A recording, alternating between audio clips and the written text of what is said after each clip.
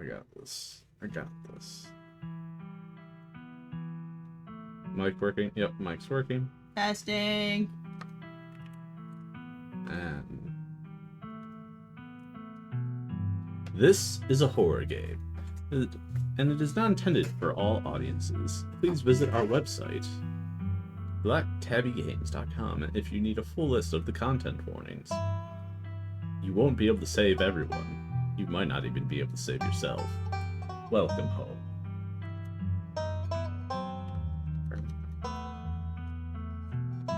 Spo got me to play this. Also, we should probably do one of these. Okay. Now we could re-chat, Splode. It's probably a good idea, right? I suppose. So, how immediate do you have to make decisions in this game? Relatively. Is it like Detroit, or is it like... Oh, they're not timed. Oh, so say Princess. I was gonna say, it's the same people that made Slay the Princess. This is their first project that they did before Slay the Princess. Alright. Can you out there understand what game this is? Click and find out. It's Black Tabby Games.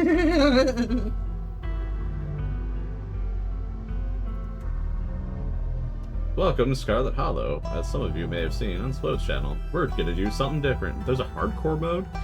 Yeah, I'm very scared. Is that like your character dies, you start over? Because I mean, it's the... I don't know. I think, I don't want to give anything away. So, alright, fuck it. Yeah. What are preferences? Let me just kind of scroll through here. Full screen, skip unseen text. Auto text. Well, we want to be able to read it. Okay, we should be good. How goes? Any accessibilities? A Splode reads a Ninja Clicks game. Kind of. Splode's gonna read and click as I just make choices. We're gonna see how funny we can be. I'm scared. Me too. What is your name? They do call you by this name, just so you know. Barf. Bartholomew. Crimson Jean. Crimson G. My name's Jeff. Are we really doing Jeff?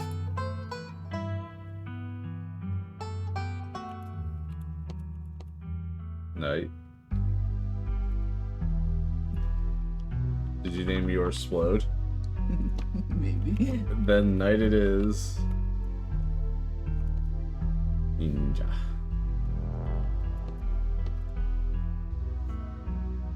Ninja! Ninja. We are Ni. We are the knights. Is chowder. Oh, we found another good recipe. Is chowder and it's in a pick tonight. Awesome. Got it. You ready for this one? Don't put my name.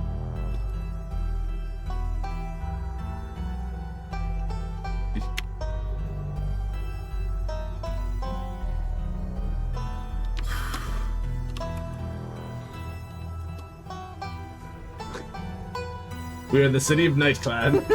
One day. Can we at least have a spade? Thank you.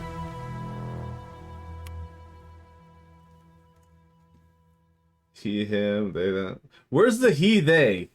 Alright, he, him. Todd, we're gender swapping you. Sorry, Todd. It's thyme, corn, and potato Wait, chowder. what's the middle? Yeah, let's do they, them. Fuck it. Okay, so you cannot pick Booksmart or Kenai. So you can do Power Build, Toughest Nails, Pinnacle of Fitness, an imposing presence that commands the room, a mean right hook, Mystical, Strange, and Unusual. You see the threads of reality in ways others cannot. Talk to animals. You can talk to animals. Animals can talk to you. A gift and a curse. Street smart, good at lying and hard to lie to. Fast talker, you can read people and read the room. No door can hold you. Or hot, extremely good looking, a natural flirt. People just like you, probably because you're a good person. Can we only get one? I think you get two. Yeah, you get two. Alright. Give me talk to animals, because we're taught.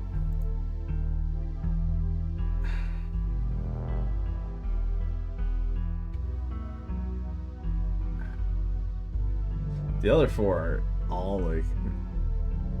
Let's see, we found another good recipe. It's shower, some pitch. Night. I just read no, this. I know. Despair. It's thyme, corn, and potato chowder. Ooh, that's actually pretty good. Thyme chicken, corn, and potato chowder. Okay.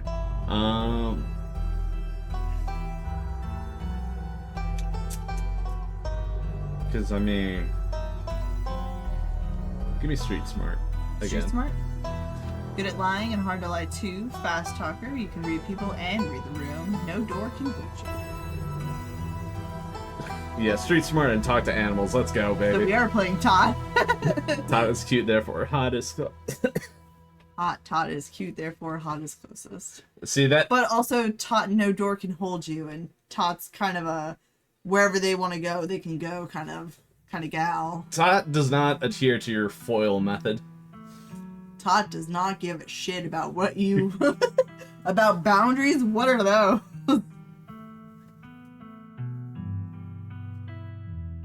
Because it was going to be talk to animals and hot, but I feel street smarts really encompasses. That means that the next time I play this, I can do powerhouse and hot. Let's go. Strong and sexy. Anyways. I would probably do mystical and Kina if it was mine. Probably. Alright. Because I ain't shit when it comes to book smart. I know nothing about book. They like cooking sometimes. You jolt awake as the bus hits a particularly nasty bump. You feel like you'd only just managed to start drifting off, and now here you are, awake again and still exhausted. Yo, my life. For a moment, you're hazy on the details of where exactly here is, confusing this bus with the many others that came before it. But as your mind continues to reassert its existence in the waking world, the past few days come into focus.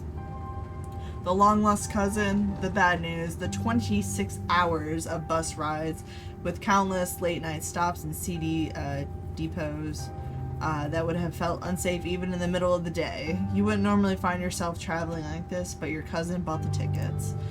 The funeral of Pearl and Scarlet, your cousin's mother, and your aunt. Seemed like something you shouldn't ignore, even considering your own late mother's rocky relationship with this side of the family. Fortunately, at the end of your long journey is in sight. You're almost in Scarlet Hollow.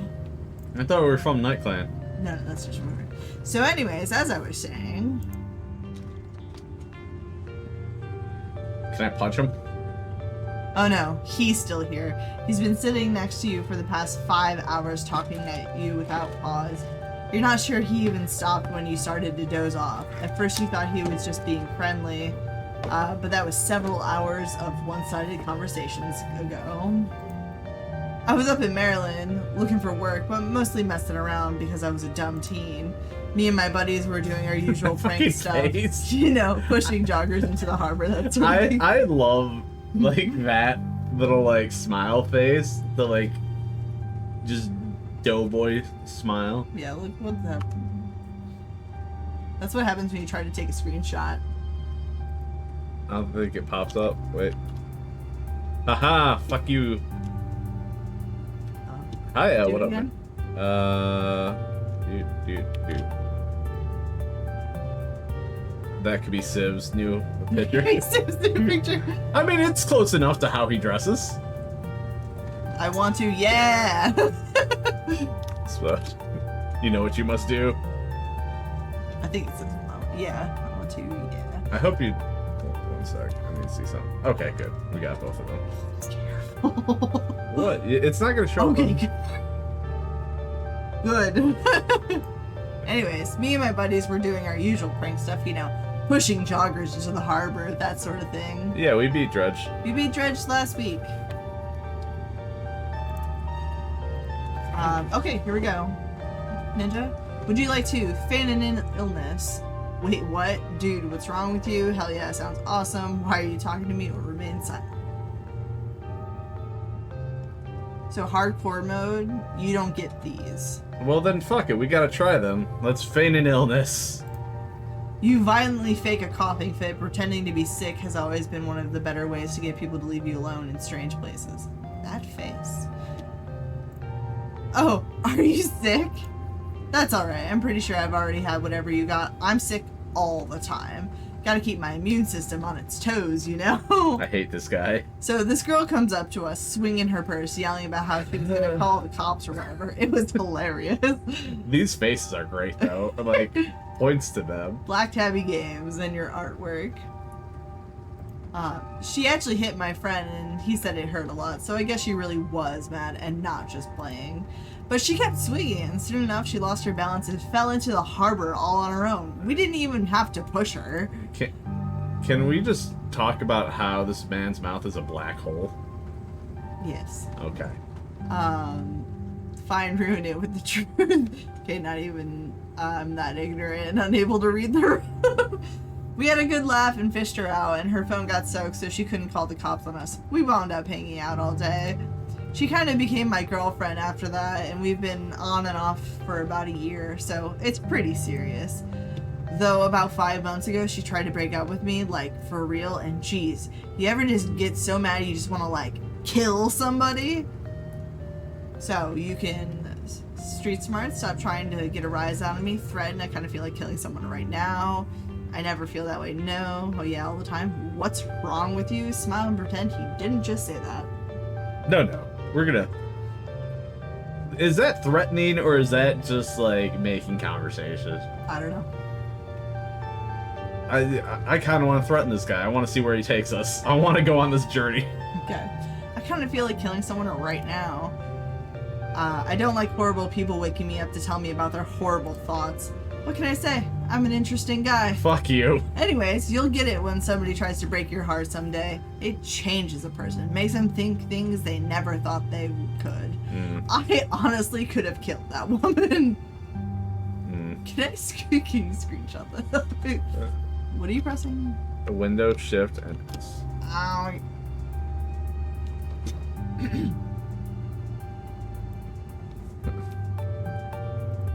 Anyway, she's giving birth to our son right now, so I'm trying to get up to Virginia to be there for it.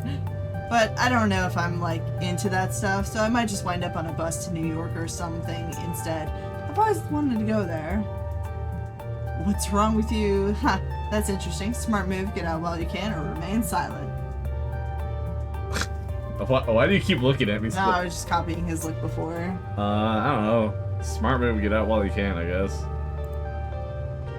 You don't want to get saddled with some kid at your age. Get out and be free. Have fun in New York.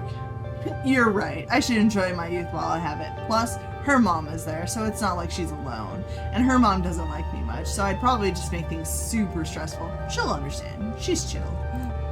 Anyways, where'd you say you were headed? Look. This guy's child will be better without him. He just told us he wanted to kill his mother. Girlfriend. Well, the child's mother. Where'd you say you were headed?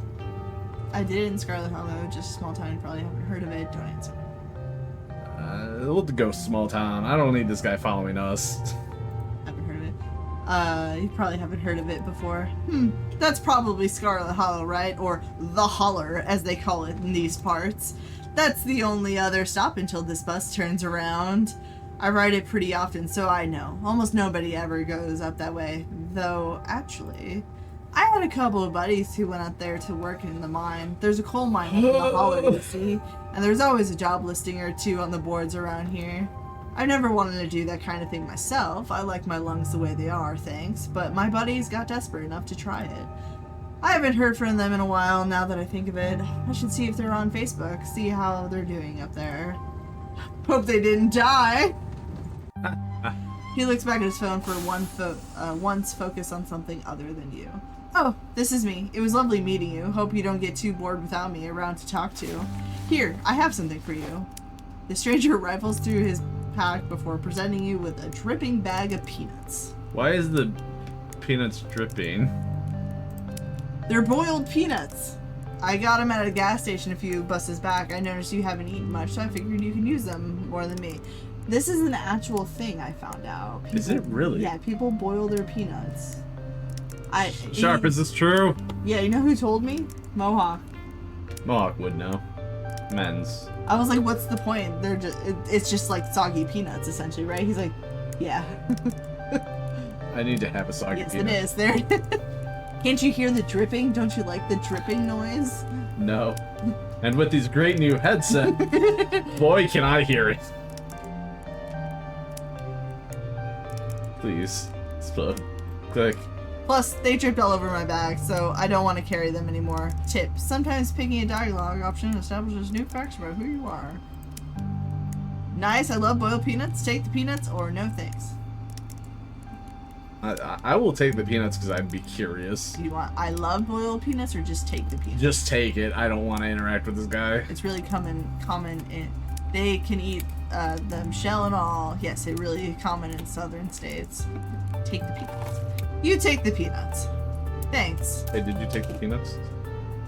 I just did. Okay. You're welcome. And with that, I leave you. Safe travels, friend. I wouldn't call us friends. Adding flavors like salt and ranch and whatnot. And just like that, the stranger is gone. Thank Christ. Maybe you can finally get some sleep. Probably not. Next stop, Scarlet Hollow. End of the line. Almost there. I missed the guy already. Shut up, don't worry. Don't lie. The bus finally comes to a stop, its brakes squealing as it deposits you in front of the Scarlet Hollow bus station.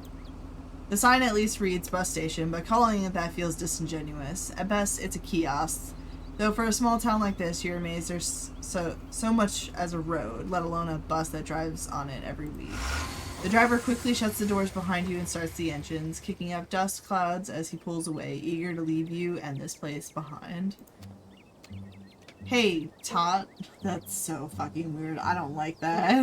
What, hey Todd? Or... that we're talking about as if we're Tot. It's... anyways. I think it's funny. You instantly recognize the worn young woman from the few public photos on our Facebook page. She's your cousin, Tabitha, and she looks annoyed to be here. Tot and Tabitha. Cat names, you know? Yeah. I didn't want to tell you. Offer her a boiled peanut as a condolence. Look like somebody needs a hug. Hey, Tabitha, give your condolences or remain silent.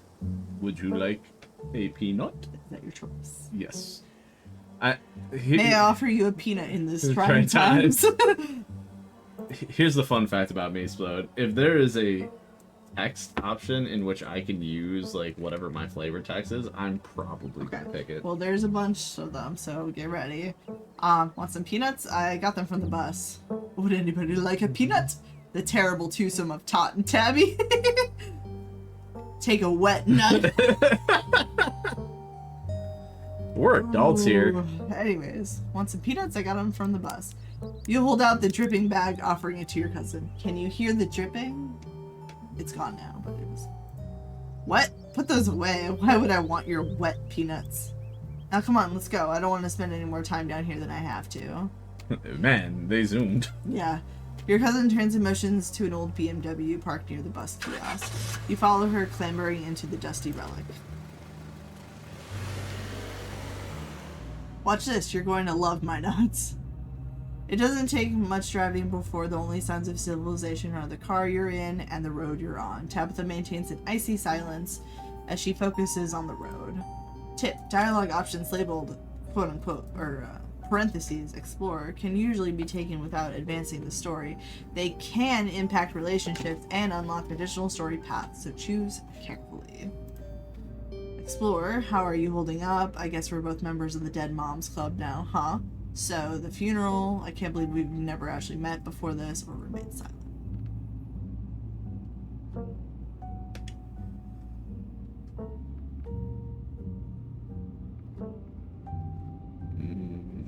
This is the one you want, isn't it? I guess we're both members of the Dead Moms Club now, huh? Your cousin turns to stare at you, and I see hatred in her eyes. Maybe this would have worked to ease the tension if she were someone else, but she isn't. She turns back to the road, her expression cold and unforgiving. How you holding up there, buddy? Is that your choice? Yeah, why not? How are you holding up? Fine. You don't... So, street smart, you don't have to hide how you're feeling around me. You can talk to me. I lost my mom too. Okay, but if that ever changes, I'm here for you, alright? Or Nah. phew, good to hear. Top one, street smart, let's go. You don't have to hide how you're feeling around me. We're family, even if we just met. She sighs a particularly heavy sigh. Look, I appreciate your concern, but I'm fine, really. Not from the look you gave me. Anyway, so, the funeral. It's on Sunday, right? Yep, like I told you. Jesus, almost The Halloween. week, need any help planning? Have you worked out all the details yet, or remain silent? Have you worked out all the details yet? Taken care of, don't need any help. Can't believe we've never met before. Can't believe we've never actually met before this. You have your mom to thank for that, or had, I guess. That was unnecessary. Is there bad blood between us? I wish I'd known about you, or remain silent. Is there bad blood between us? I'm sorry, but is there bad blood between us? All I know is my mom left and she was mad at this side of the family, but I don't know much besides that. Your cousin stares straight ahead, her expression icy. Remain silent. You decide to sit in silence with your cousin as the car eases up the steep mountain road. And here it is, the Scarlet escape.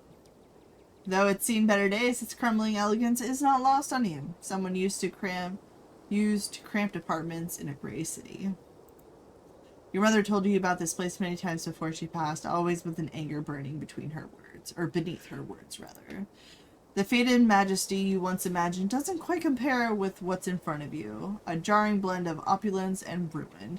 As you stare at it perched on the crumbling cliffside, you can't help but feel like it's something that should have been left to rot a long, long time ago.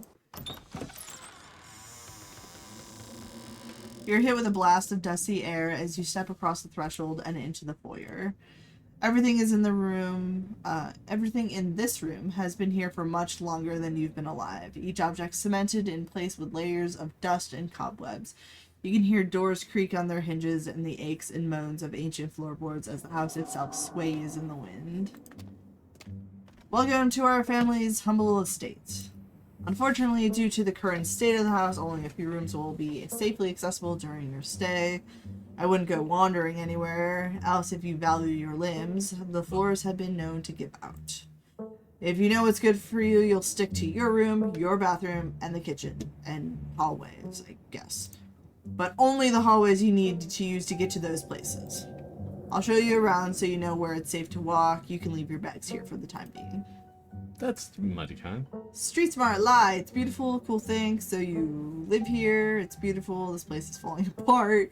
I thought y'all were loaded. Can't you afford to fix this dump or remain silent? Well, you know where I'm gonna go. It's beautiful. I don't think I've ever been in a building that feels as powerful as this. You're lying through your teeth, but Tabitha doesn't need to know that.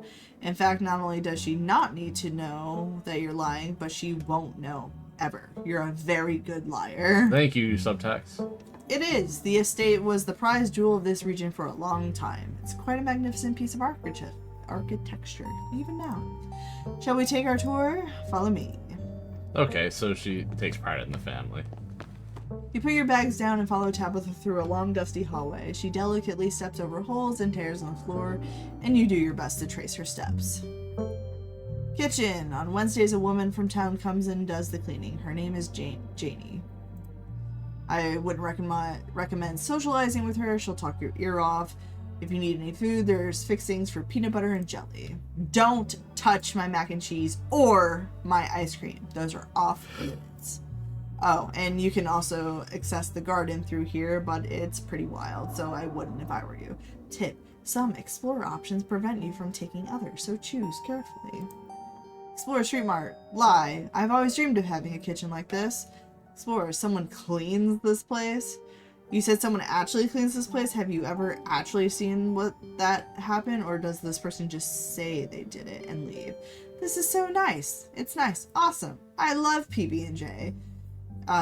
Is there somewhere in town to buy food? What if I want ice cream? Street smart, let's go. We're gonna lie the shit to Tabitha. Explorer, street smart, lie.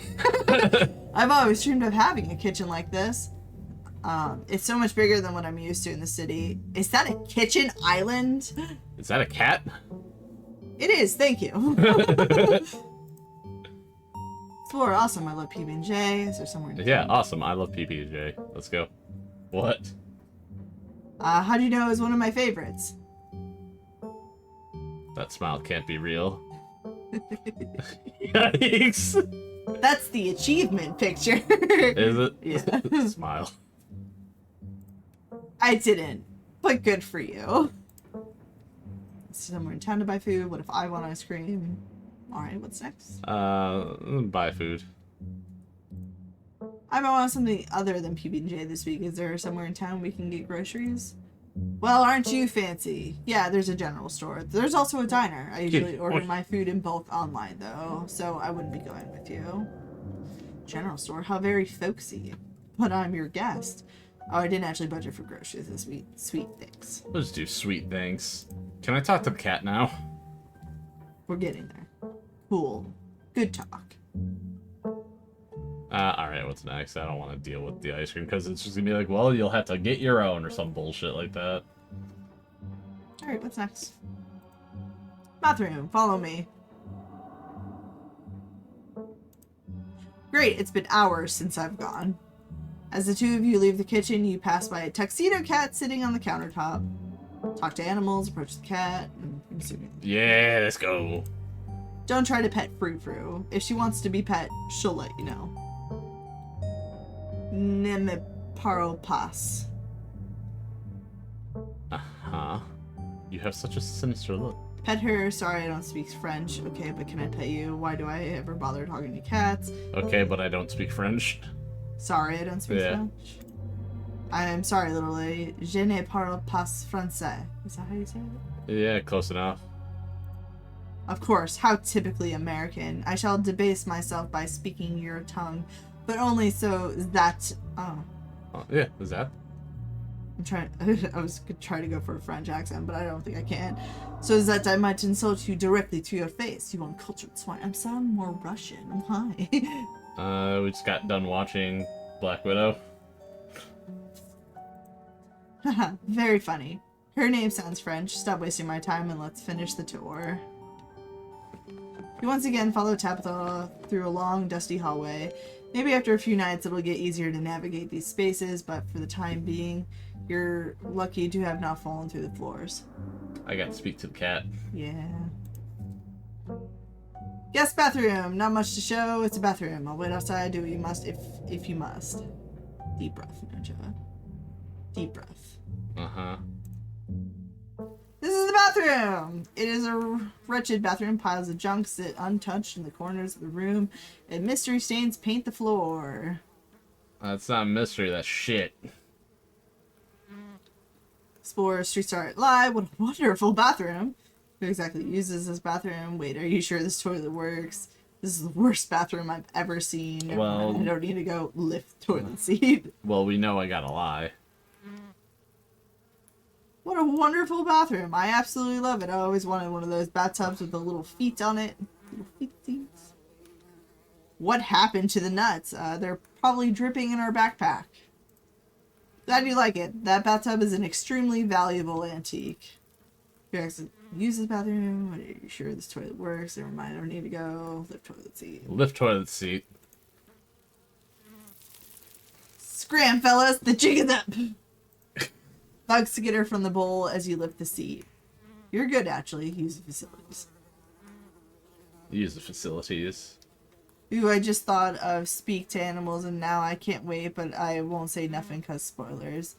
Yeah, there's a few things I'm a little worried about as this goes on. Luckily, I barely watched your playthrough. I had it on in the background as I did work, so I don't remember much. I think there was some scene at a diner at some point. There's a lot of scenes in the diner. Congratulations. A toilet is a toilet. Sure, it could be cleaner, but your business needs doing, and this is as good of a place as any. You do what you must and rejoin your cousin out in the hall. I never said we had to take a shit. Next up, guest bedroom. Last stop on the tour. Follow me. You and Tabitha briefly return to the foyer before climbing the stairs and reaching the guest room. The room smells old. Dust, mildew, wood rot. It has it all. A week of sleeping in this place might give you permanent lung damage. This is where you'll be staying. The linens are fresh. I had Janie wash them last week. I had to endure a half-hour rant about her kid to get her to do it, so you better be grateful. The closet is full of old family stuff, so you can't hang your clothes up, but you can use the dresser. It should be empty. Explorer's truth might lie. This is incredible. This is for you, big. Yeah. This is incredible. How do you know how much I love cherubs? The chest is to die for. Right there. Yeah. I'm surprised to see that you have such discerning taste. Every last piece of furniture in this room is a genuine antique, handed down through the family for generations. For who used to sleep here, I guess I'll get settled. Remains. Who used to sleep here? When? This house is almost 150 years old. Many, many people have slept here. And now you'll sleep here, carrying on the fine tradition of bedrooms being slept in. You know, a little snarky, but I kind of appreciate that. I guess I'll get settled down or remain silent. I guess I'll get settled down. Follow me. I'll take you back to the foyer so you can collect your belongings. This concludes our tour. I'm afraid I must return to my duties, so you'll have to entertain yourself for the rest of the day. Don't expect to see much of me. Tips: some dialogue options will open additional conversation paths, some right away and others down the line. Explore: where are you going? What am I supposed to do while you're gone? Are you sure you can't take the day off? Did I do something wrong? Why are you being such a jerk to me? Are you sure you're okay? I won't keep you, but we should hang out when you get back. Let Tabitha leave. Scroll back up. Let's impose a little bit and ask where they're going. Where are you going? To work. Somebody has to pay the bills around here.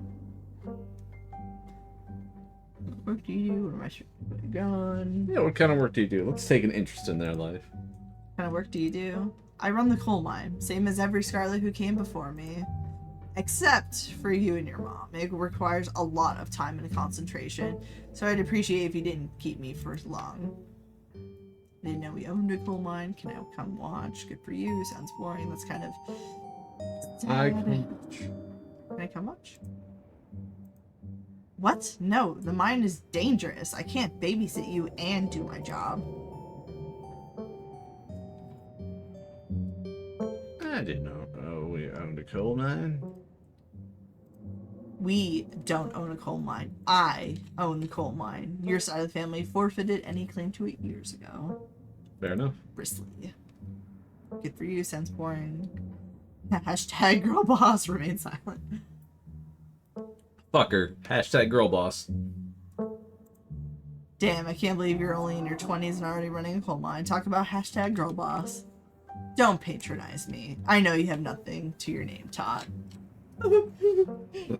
Smile. Smile. Any other inane questions before I leave?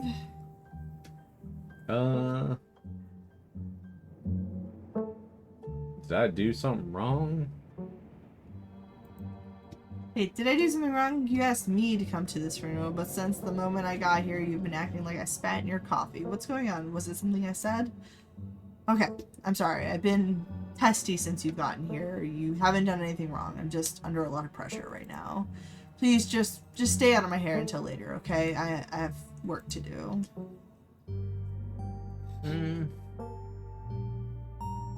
I won't keep you, but we should hang out. Alright, I won't keep you, but we should hang out when you get back. We'll see. There's a lot that needs to get done this week. Damn, she zooms out. Your cousin leaves through the front door, and now it's just you. And this sprawling, decrepit estate.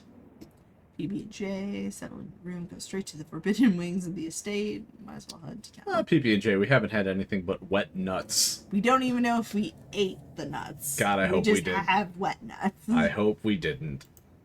You haven't had anything to eat all day. The only thing louder than your stomach right now are the creaks and moans of this ancient place. A PB&J sounds exactly like what you need to take on the rest of the day. You head to the kitchen. You're back in the kitchen, ready to craft a beautiful peanut butter and jelly sandwich. It's a daunting task given the state of the place, but the aggressive growls of your stomach outweigh your fear of food poisoning. To get started, you'll probably need to find some peanut butter, some jelly, bread, a plate and a knife. Talk to animal. Approach Frou Frou. Yeah. Frou Frou hisses as you draw near and remains firmly in place. You might want to talk to me, but I don't want to talk to you. Go away.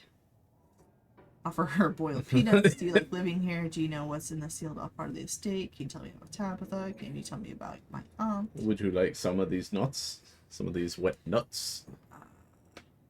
Offer her boiled peanuts. Extend your arm and offer Frou Frou your bag of boiled peanuts as a token of peace. I feel like we got off on the wrong foot. Want some boiled peanuts? Mondo none. I'm gonna assume I need to know. Correct. Do you like living here? Can you tell me about Tabitha? What can you tell me about my cousin? This is the first time I've met her. Spare me your life story. Tabitha at least knows not to bother me. If you won't take the hint, I suppose I'll have to take things into my own hands. Frou Frou lunges at your hand and bites you. Hard. You back away. I will make you my friend, Tat. I guess search the cabinet first for a plate. Pantry or cabinets? Cabinet. This cabinet must be where Tabitha keeps the dishware and, oddly enough, the utensils. Grab a plate and butter knife, grab a bowl, examine the mug. Plate and butter knife. We're here on a mission. All you need now is some actual food. Examine the mug since we have. I was blown away at Blowing Rock, North Carolina. So your aunt and cousin actually traveled sometimes, even if it was only a few hours from the estate. So we're close to North Carolina. Woot. That puts in perspective for anyone. Maybe you can route your return trip through Blowing Rock. It might be nice to see the local sites before heading home. Why would we grab a bowl? Examine the shot glass. It reads, I survived Deb's 50th. Your aunt's name was Pearl Ann, so this wasn't from her 50th. From the few stories you heard about from your mom, Pearl Ann wasn't the type to have kitschy friends who gave out themed shot glasses at their birthday parties. Don't close the cabinet. We don't need a bowl. You don't want a bowl? What are we gonna put in the bowl? I don't know what you're gonna put in the bowl. Sure, grab the bowl. Ow! Moth trap. Do not touch. You reach for the bowl, but as you pull it down, a blend of vinegar and dead moth splashes onto you, immediately staining your shirt. On the back of the bowl is a note that reads, Moth trap. Do not touch. Whoops. You peer pressured me into the bowl. Did you pick up the bowl? I did not. Ha! Idiot. Your shirt is now unpleasantly wet. You'll probably change into something clean before you leave the house. Close the cabinet and look back to the rest of the kitchen. Search fridge, pantry, cabinets, garden. Go for the fridge. As you approach the fridge, your eyes catch a note taped to the door reading, Janie, stay out, in all caps. Below it, in a separate handwriting, in other words, okie dokie. Okay. You open the fridge, you already feel a deep urge to wash your hands, even though you have yet to touch anything other than the handle. Examine old takeout, check mayonnaise, take jelly, grab ice cream, close fridge. I'm just taking the jelly. Like it. Banana Choco. What? Sorry, take jelly. Yeah. You reach for one of the unopened jars of grape jelly, carefully checking its expiration date. You breathe a sigh of relief when you realize it's recent. This was either purchased specifically for you, or jelly is one of the few things in this kitchen Tabitha actually uses. All you need now is some bread and peanut butter. Better close this fridge and keep looking. Then I'll take out, check mayonnaise, grab ice cream, close the fridge. I'm gonna close the fridge. We didn't do pantry yet, right? No. Search pantry. Tabitha sure loves her mac and cheese. Explode, it's like you. Take bread, take peanut butter, examine mac and cheese. Take bread and take peanut butter. Take bread. You pick up one of the non-moldy loaves of bread. Great, one step closer to a satisfying snack. All you need now is some peanut butter. Take peanut butter. The king of nut butters, and only 3% of each jar is mashed up cockroaches. This last ingredient you need to make your PB&J. Time to get to work. Examine mac and cheese. Close the pantry. Close the pantry. We don't need Tabitha or the cat, Frou-Frou, telling on us. You close the pantry door as best as you can and turn back to the rest of the kitchen. Make PB&J. Explore the search the fridge, pantry, cabinets, garden.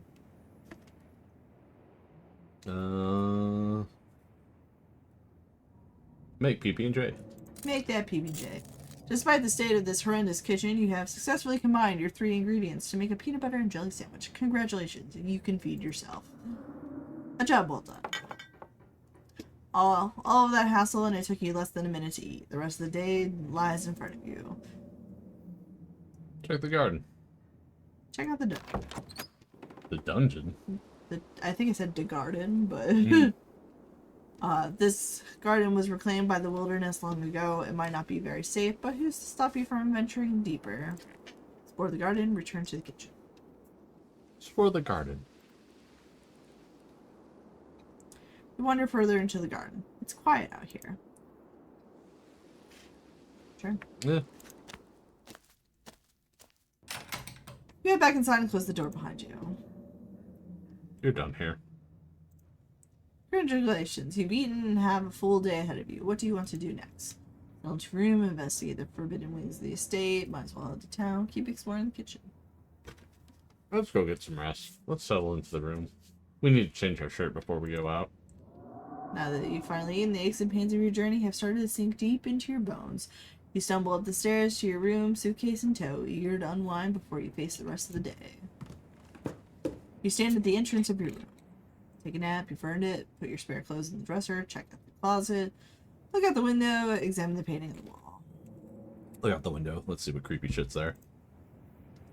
You can only imagine how beautiful the garden must have been in its heyday. If you owned this place, you totally get out there with a shovel and some gardening gloves and whip it into shape. You go out and pull weeds, chop trees, carve topiaries, and do whatever you needed to do to return it to its former glory. And once it was all done, you sit by the fountain, which of course would have a little goldfish in it, and drink a floral tea while enjoying the bird song. Yeah, you definitely do that. Just not right now. Put our clothes away. Put your spare clothes in the dresser. You drag your suitcase over to the dresser and open the bottom drawer. An opossum lurks within. It is quiet but angry. Afraid! Friend, I know hurt. Oh, what's your name, little guy? What are you doing in my drawers? Can you please move? I want to put my clothes in here. Can you tell me about the human who lives here? Offer him your boiled peanuts. Friend. Friend, I know hurt. Yeah. Friend, I know hurt. Afraid!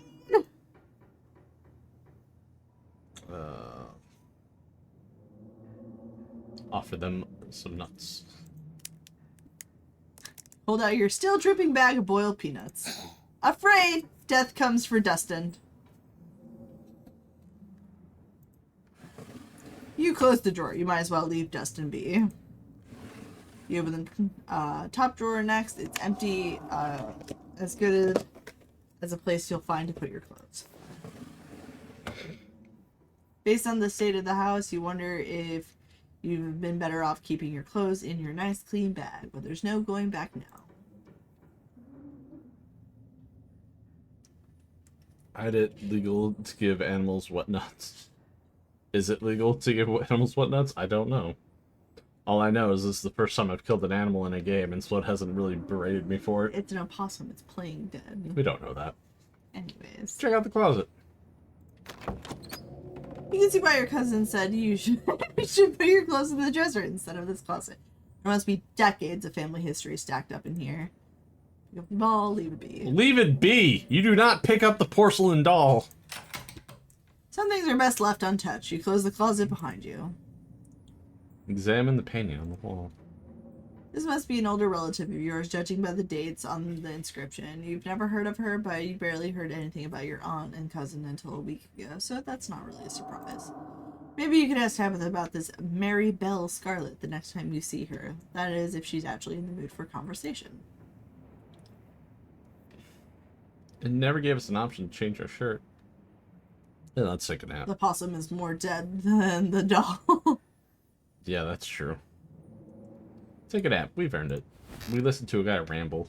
You immediately collapse onto the bed. You're tired enough that being alone in a strange new place won't stop you from passing out. Or so you thought. You cough as a small cloud of dust rises up from the mattress. These sheets might be fresh, but everything beneath them might have been around to see the dawn of civilization. You try to settle in, but the bed is lumpy in strange places, and you can feel the springs pressing through the fabric. You might be tired, but you're far from tired enough to get in more than a few minutes of uncomfortable napping. I'll take a few minutes of napping. That's enough. It doesn't seem like there's much else for you to do here right now. Might as well head into town. What? You want me to explore the forbidden... Didn't do it, not mine.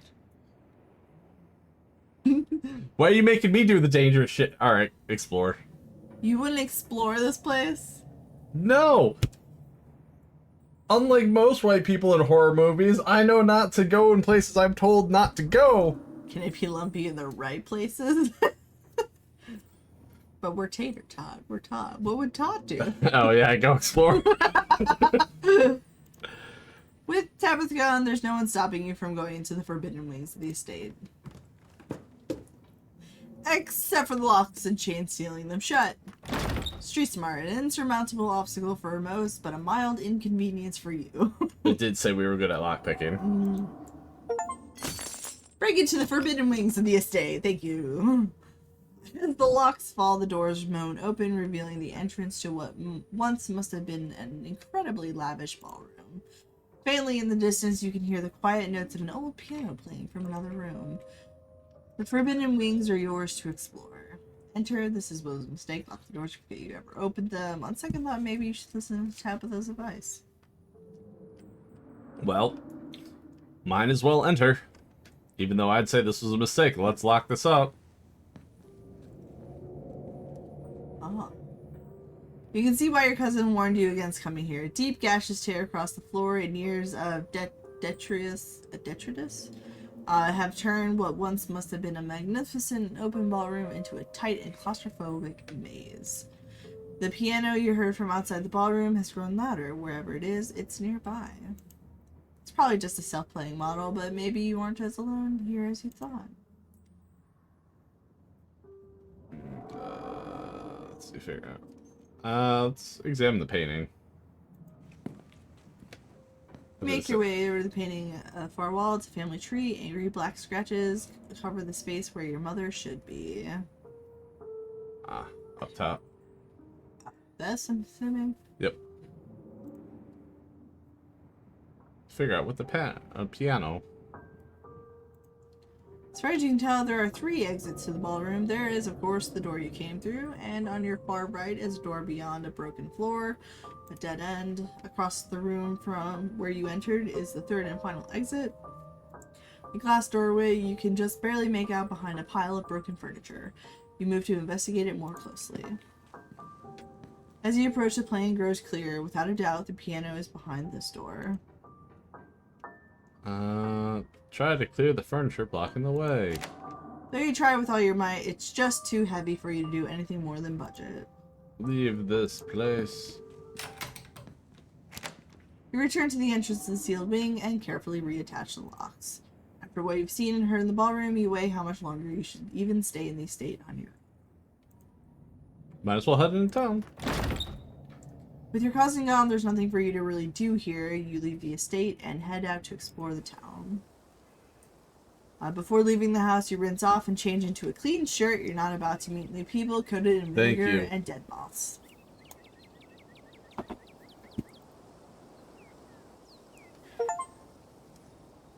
Explore every room in the estate before going to town. Okay. If you'd have known you'd wind up having... Hi. If you had known you wind up having to walk all the way back to town, you probably would have just asked Tabitha to leave you at the bus stop, especially with how unhappy she seemed to see you. If only you could wipe the slate clean, or wipe the slate between the two of you clean and bury some of the tension, though maybe her mother's funeral isn't the best time for something like that. Then again, maybe it's the perfect time. Continue down the path. It's really pretty out here. Very, say the princess style. Continue down the path. Finally, you made it back to town. The holler, as the guy on the bus called it, has probably seen better days. It still has the feeling of an idyllic country town, but its sidewalks are cracked and many of the storefronts are boarded up, their windows dusty with age. A chill breeze sweeps down the lane and you shudder, suddenly feeling as if you're peering into a grave. Puppy. Gretchen, come back! Quit bothering strangers! Why, I do declare, who is this stranger, and why do they smell of peanut butter? Gretchen. Oh, that's not the lady. Hello, lady. Anyway, continue. Sorry about that. Gretchen can be very slippery when she wants to be. She loves to get loose and cause havoc. Explore, talk to animals. Item, offer Gretchen your boiled peanuts. Talk to animals. Nice to meet you, Gretchen. Pet the dog. Boiled nuts. Everybody gets nuts offered to them. Want some boiled peanuts, Gretchen? You whip out the bag and hold it in front of Gretchen. Why, yes, of course, I most certainly do. Aw, that's sweet of you, but those are probably way too salty for my little Gretch. Talk to animals, it's nice to meet you, Gretchen. Pet the dog, a pug, she's so cute. Tell me more about this wonderful creature. I don't care about the person. Let me talk to Gretchen. So talk to, it's nice to meet you, Gretchen. I'm taught. Oh my, I can't remember the last time I met a newcomer who was so wonderfully polite. It's a pleasure to make your acquaintances, Tot. Ha, that's a funny way to introduce yourself. I'm Stella. Wearing a Mothman t-shirt. It's not often I see strange faces up in the holler. Every now and then there's a new crop of cold folk, but you don't look dusty enough for that. You aren't in town for the funeral, are you? The Scarlet funeral? She might lie. I wouldn't be caught dead at a funeral. Yep, maybe none of your business from inside. I don't feel I should lie to her. I like Stella. You've only met her for a second. She's a Mothman shirt. Would you have noticed the Mothman shirt if I hadn't said anything? Yes, because boobs. Anyways, would you like to lie to her? Yeah, baby, none of your business, remain silent. I will make you lie to her right now.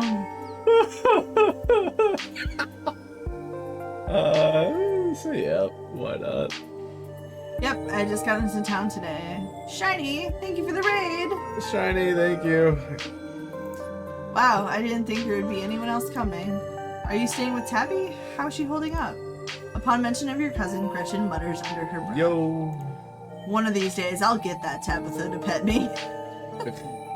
I haven't seen her since Pearl and Pass, or for a while before that, now that I think about it. Explorer, I'm sorry, did you say Tabby? Why do you want to know? She's no. right. Tabby, let's go. I'm sorry, did you say Tabby?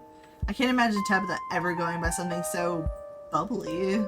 She did back when I knew her better. It's been a while. I hope she's okay. She's worried. I'm worried about her too. Is she always so, you know? I don't know how she's doing and I don't care. Why do you care? She's awful, and as far as I can tell, she openly hates me. I'm worried about her too. She's always been a little rough around the edges, but I figured she'd probably be having a rough go of things. She and her mom were really close. To think she's been up in that old mansion all by herself. It'll probably be good for her now that you're staying there, even if she doesn't think so herself. How long have you known her? Are you two friends? She's really not worth your time. Silent. Are you two friends? I was probably closer than most people have gotten to being able to call her a friend. The school here is really small, so everyone had at least to get along with everyone else. She was a grade ahead of me, but everyone knew her, especially since she's a Scarlet. Imagine having friends. We wound up bonding a bit when we were both in the school's production of A Midsummer Night's Dream. I was Puck and she was Mustard Seed. As you might have expected, she was more than a little prickly, but I managed to soften her up a bit in the end. But then she graduated and that was that. I haven't seen that girl or her horrible little cat since I was middle-aged. Oh, Gretchen. Oh, before it slips my mind, if you're staying up in that spooky old mansion, you must have met the frou-frou. How does the monster fare? Talk to me as Tabitha's cat. Unfortunately, we've met.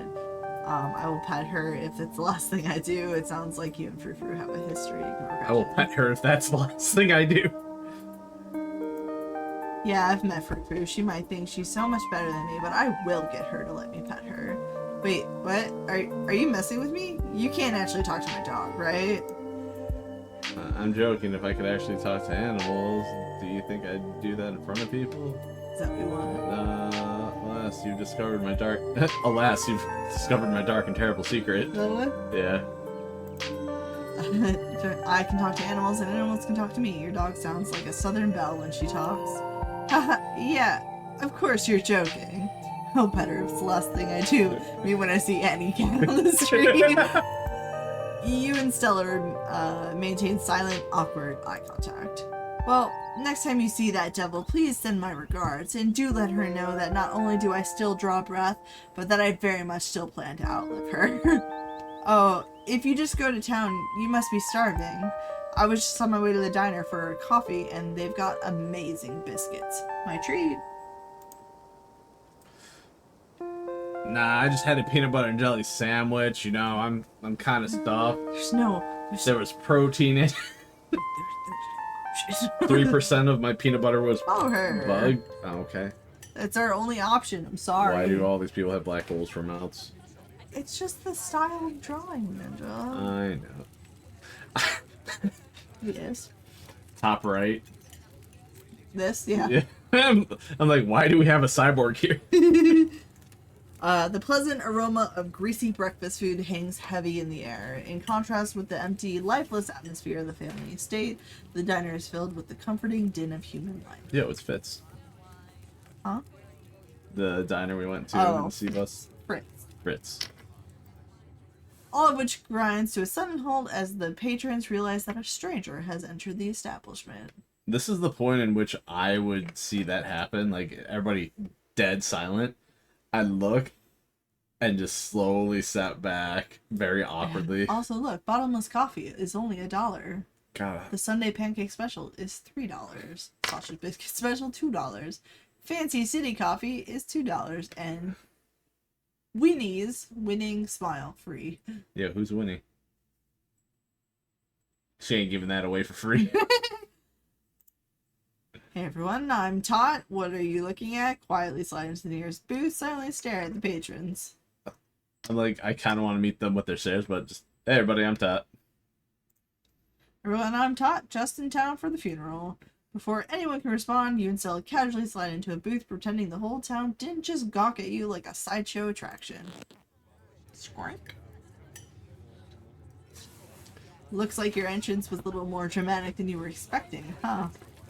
Folks around here don't meet many strangers as is, and with who you're related to, well, let's just say you'll be the talk of the town for a while.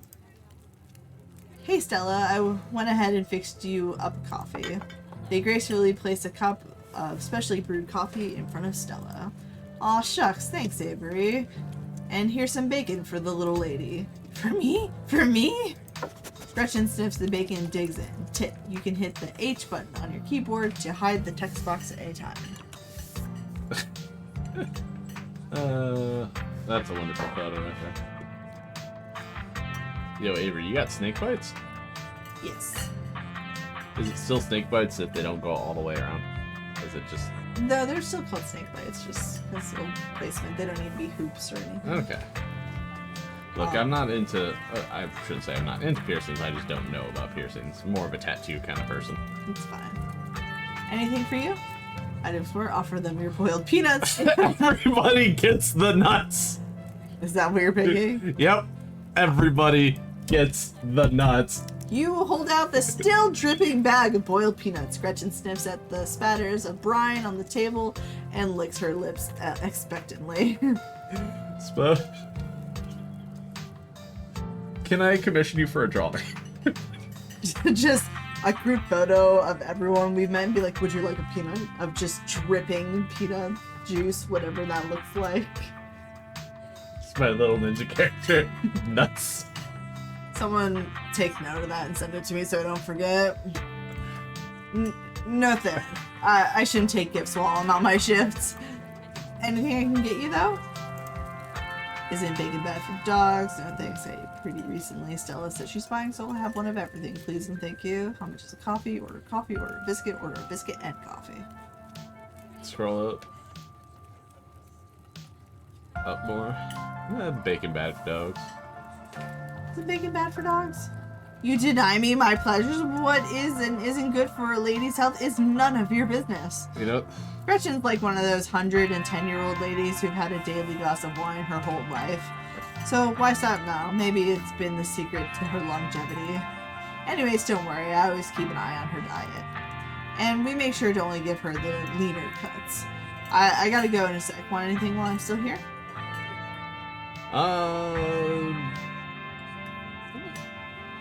We'll go for a biscuit. Just a biscuit? Just a biscuit. I'll have a biscuit, please. I heard they were really good.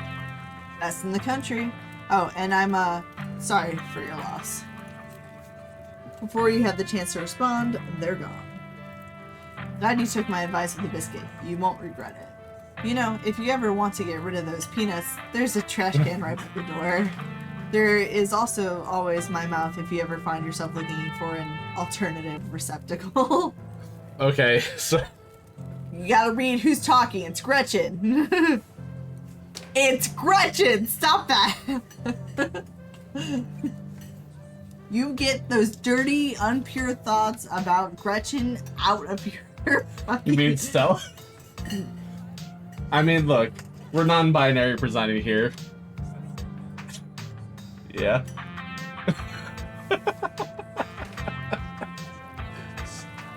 Oh, my mind went the same way. Everyone needs Jesus. Where's the spray bottle? I have a water bottle, but not a spray Do bottle. not get the spray bottle with vinegar. Woo. Anyways, the funeral's not till Sunday, right? That gives you quite a bit of time to slum around town. I'm trying to think if there are any cool events going on this week. There's always the reading adventure at the library, which is supposed to be for little kids, but I do it every month anyway. Oh, and I'm pretty sure Avery's throwing a party Saturday night, so that's a fun thing to look forward to. And there's the weekly Sunday potluck. That should be right after the funeral too, so it'll be a special occasion. Also, sad dog. Aw. Why do you do this to me? Does the potluck look like a church thing? Cool. No, that's really striking my fancy. Remains. I had a little... Love is Jesus. Love is Jesus down in my heart. Alright, that's channel 2.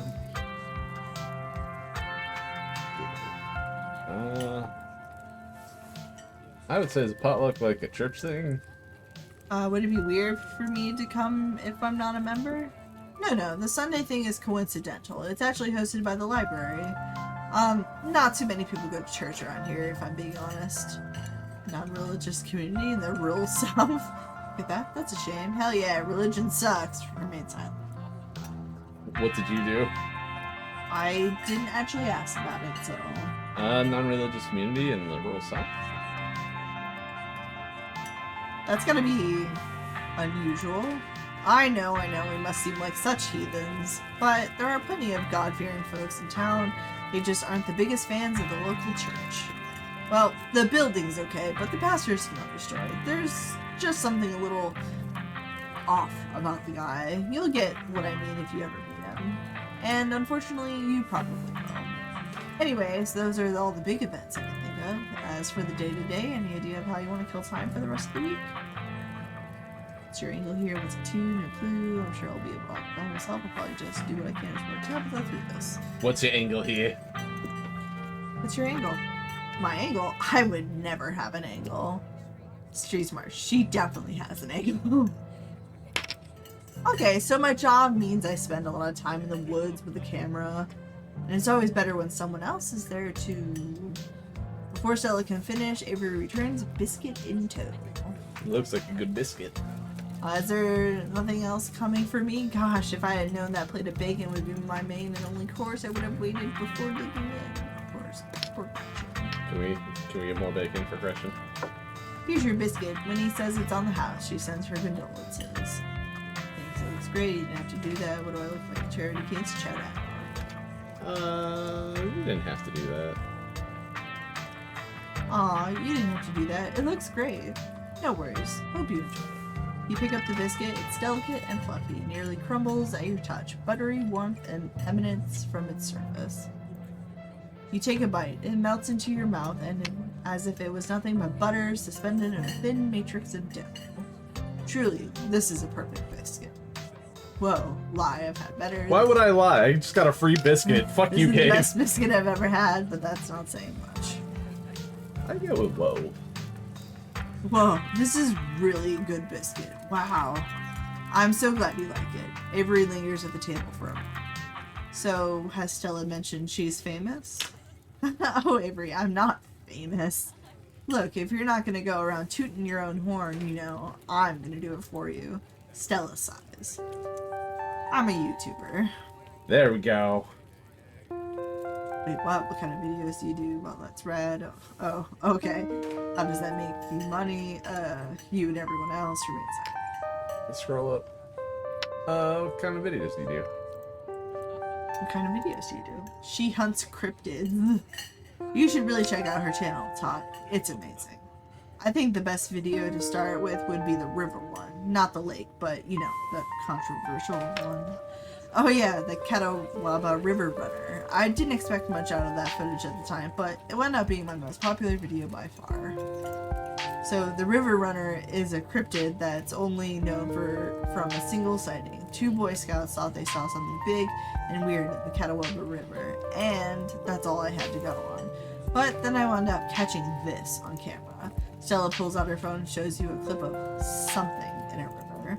Some folks said it was a beaver, but if that was the case, it'd be at least twice the size of any beaver I've seen. I also had people saying it was a dog or even a capybara, but that must have escaped from a local wildlife sanctuary. It was a mountain lion. I could smell it stink from miles away, says Gretchen. I'm still not sure what it was, and I'm the only one who saw the thing with my own 2 eyes.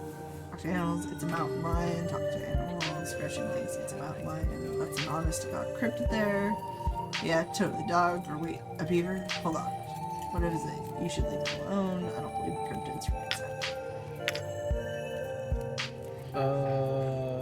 sad. Gretchen thinks it's a mountain lion.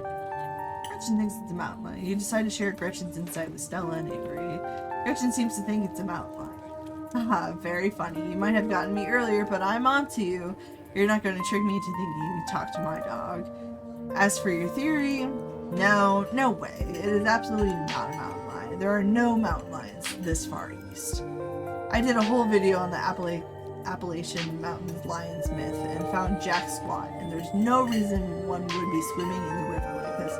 They're not fans of water. And the body is too long. No way. Personally, I'm a fan of the capybara theory. Hey, this is the lady that tried to sacrifice you. Taking us into the woods with her.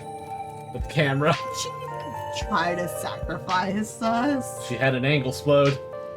She doesn't have an angle. Didn't you read? She's trying to get her angle. Sure, it's not like any local sanctuaries were missing one, but there's always people keeping exotic animals as pets. Kind of a sewer gator type situation. Haha, exactly. Some exotic pet owner set it free, and now it will forever roam the Catawba, confusing Boy Scouts and YouTube commenters for years to come. So, speaking of things to do around town, I was actually planning on filming this week's video tonight. I was wondering if maybe you would want to come along. This is the same game. Shit, I didn't even notice. Yes. Huh? It's a pretty easy one this week. We wouldn't even have to camp anywhere. I'm gonna go after the... Wait, no spoilers. Yeah, Oops, no. Sorry, Avery. No spoilers. Wait. Still trying to sacrifice us? No. It's okay. I should probably get back to it instead of standing around chatting with friends. See y'all around. Now that the coast is clear, I'm going after Skunky. No. Ew, Ew, Stinky, what's Skunky? Heck yeah, isn't that just Worst Bigfoot, roommate silent. What's skunk ape? I need to know. I imagine it's two meshed together. It's a skunk ape. It's like Bigfoot, but smellier. Most skunk ape sightings are from Florida, but while I was doing research for last week's video, I came across a report where a lady from a town over claimed to have seen one on her deck playing tug-of-war with her dog. And as I leave no stone unturned, I decided it was worth investigating. So what do you say? Want to tag along? I can't say anymore. I'm sorry. Hold the camera from me while I narrate against a darkening sky, that sort of thing.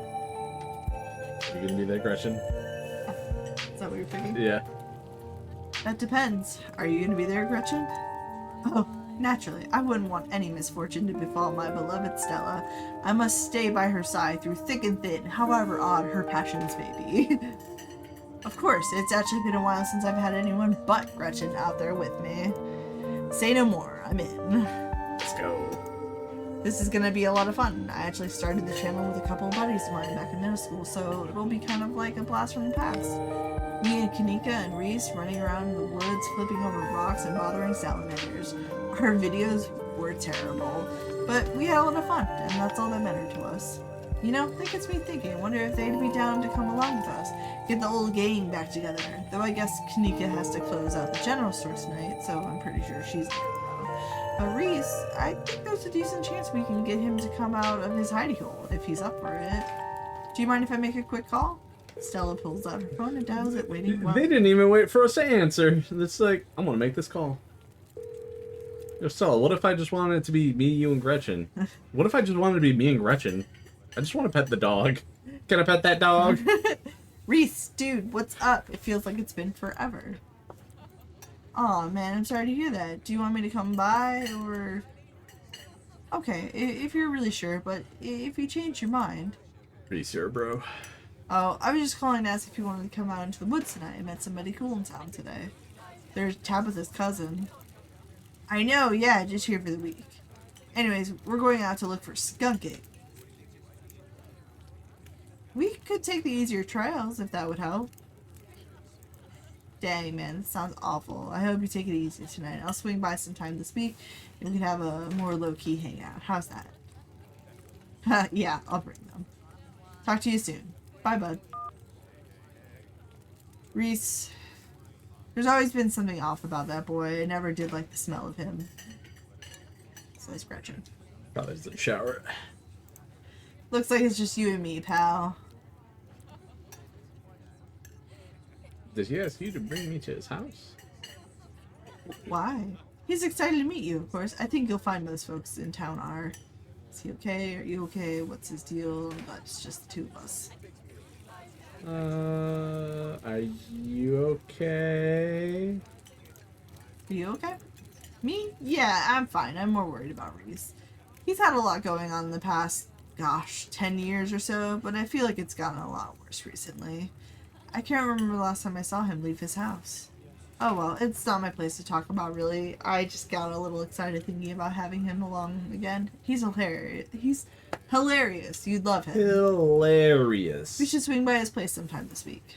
It'd be nice. We'll see. Haven't I met enough people already? That'd be nice. We'll be a little bit social because we get to leave everybody at the end of the week. I'd love to meet your friends. Awesome. I'll make it happen.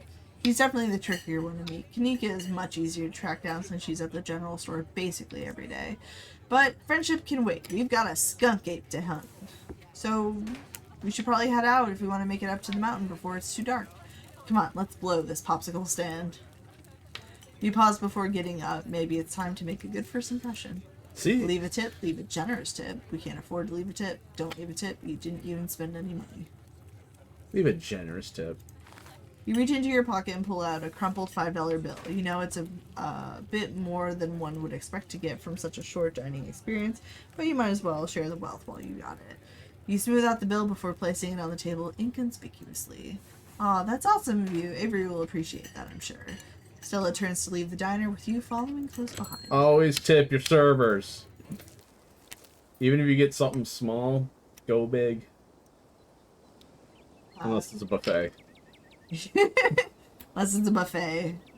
And if they dare ask for a tip,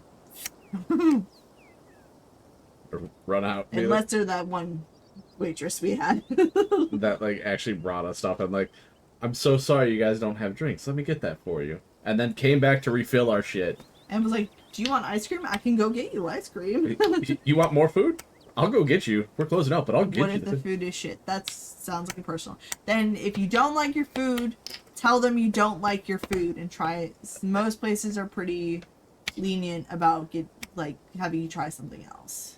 And also, it's not the server that's cooking the food. Yeah, that too. Or they overcook your burger. Then be nice about it. Don't be a dick. Just cut your burger, be like, hey, I asked for medium rare. This is, charred. Please. This is leather. This is leather. Can I get a new one? And if you can't wait or it's out of stock, then can I get a discount for eating leather? Anyways, it hadn't been very cold when you first arrived in town, but as the sun dips closer and closer to the horizon, a chill descends upon the hollow, and you see your situation with renewed clarity. Is it the Scarlet Hollow? The fuck? Yeah, I know, but I'm just like, what fucking Grinch that sold Christmas setup is this?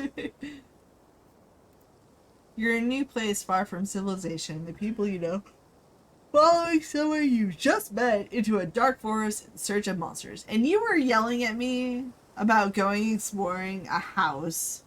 We have a friend and a dog. That we just met 2 minutes ago, and we're going into a forest with them. Yeah, but she's cute. You feel more alive than you've been in years, strangely calm, tense, unsettled, nothing. Strangely calm. Feel strangely calm. The setting sun paints beautiful colors in the sky, fresh air fills your lungs, and pleasant songs of crickets trill around you as night descends. I mean, look at that dog. Look at that dog. Look at that dog. They even have a little, like, hoodie or vest thing going on. Yeah. She's too cute. It's a trap. This is where you're supposed to be, with Stella by your side, a sweet smile on her face, and Gretchen plodding along in front without a care in the world. Oops, my bad. Look.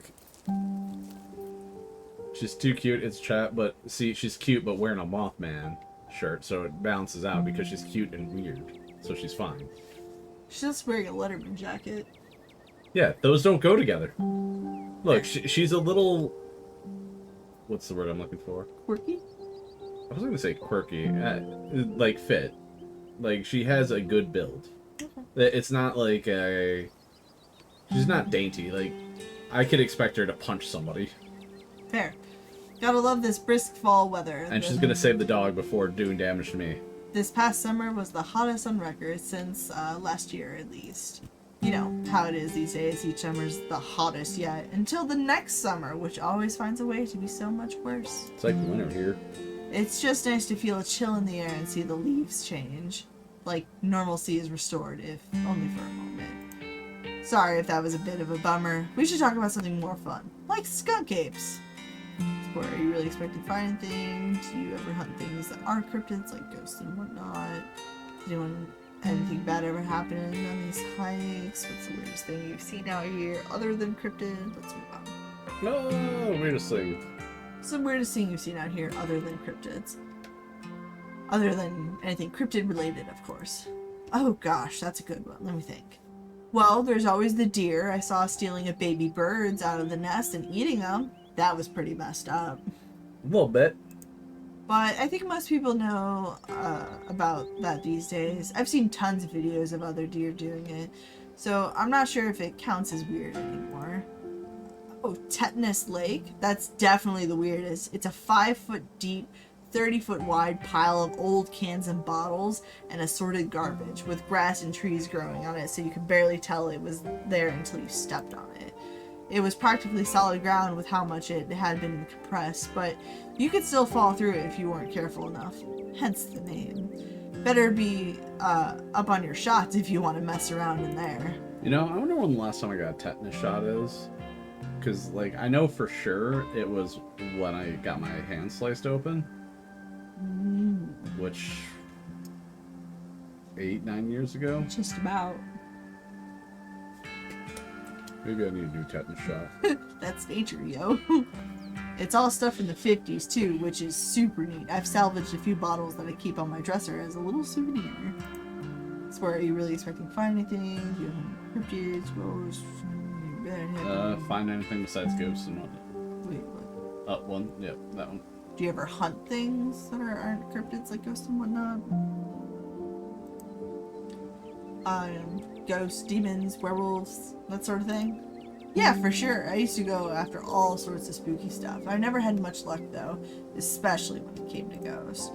Back when I first started doing solo videos, I'd go into all sorts of old abandoned buildings hoping I'd stumble across some sort of activity. But nothing ever happened. It was always just me and my camera in an old house getting worked up over a gust of wind or a creaky floorboard. When all's said and done, I've just been a lot luckier with cryptids. I want to believe in ghosts so bad, and I can't rule out the possibility that they really are the true hauntings out there, but if there are, I sure as heck haven't seen any myself. Werewolves, I kind of lump in with cryptids. I'd be shocked if there actually were people out there who turn into animals, but werewolf lore lines up pretty well with the great beast genre of cryptid. As for demons, I don't know. I honestly don't even want to consider the possibility that they exist, because if they really are out there, whew, jeez. A lot of folks are doomed to an eternity of flames. So let's hope all of that's just bunk. Am I right? What about aliens? Anyways. No, aliens. Aliens. What do you think about aliens? Don't even get me started. Did you see those UFO videos the government declassified? Aliens are definitely real, and they have absolutely visited Earth. Like, I believe in aliens way more than I believe in cryptids. Gretchen, I adore my darling Stella, but she gets the strangest ideas in her head these days. Ever since her parents went away, she's been more and more foolhardy with all this critter nonsense. You don't see me hunting aliens out here because we know. Heck yes, aliens are real. I'm skeptical to see. That's just what the government wants you to think. Absolutely no opinions on aliens from me. I'll be right back. Need to grab that gun first. But you're making the decision. Give me like 2 minutes.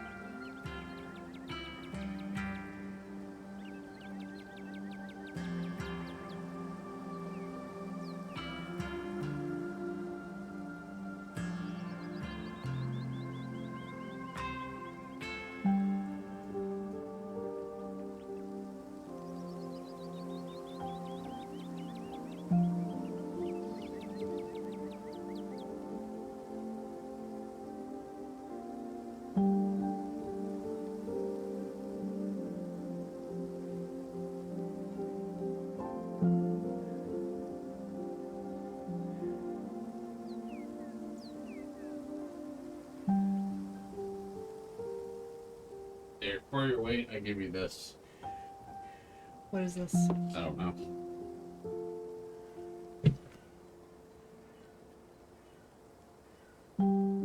Drawings.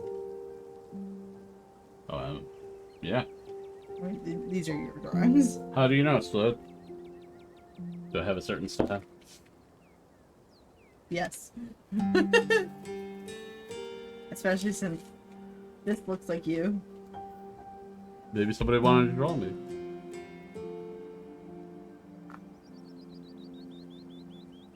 And this looks like the beginnings of nerve threads. Which one? Yeah, probably. How's life, Spud? It's exhausting. How about you?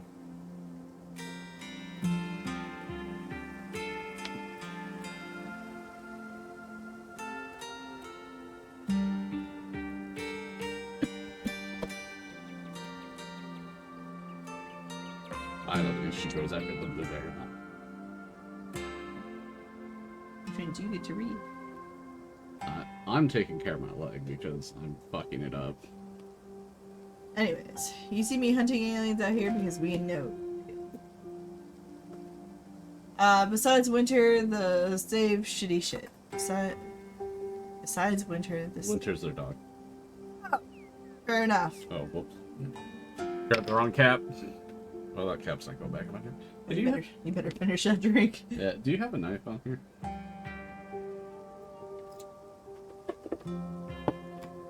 Thank you. But yeah, we got a dog. I do know that. I guess I didn't realize their name was Winter. I must have missed that. I'm just sad that Nightware hasn't sent pictures. They're in the pet. Are they? Yeah. I keep forgetting we have a pet channel. Why didn't anybody tell me? Why don't you look at your own Discord? Because I'm a bad Discord owner.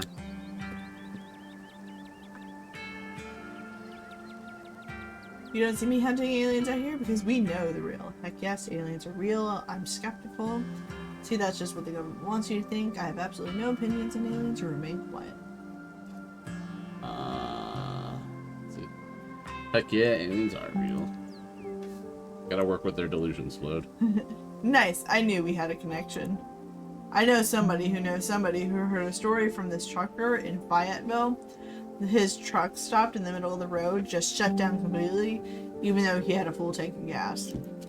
And suddenly, it looked like daylight outside. He could see cows out in the field, birds in the sky, then this metallic, like, egg thing appeared floating in front of his truck.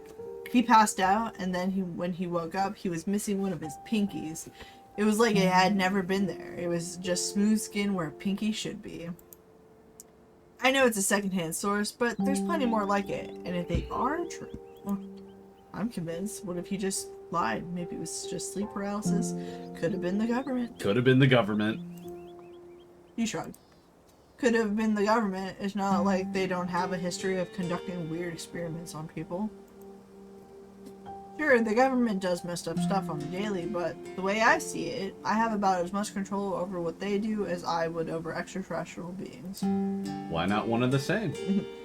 So, if I have no control over these things, I might as well choose to think it's been aliens all this time and let a little joy into my heart, you know?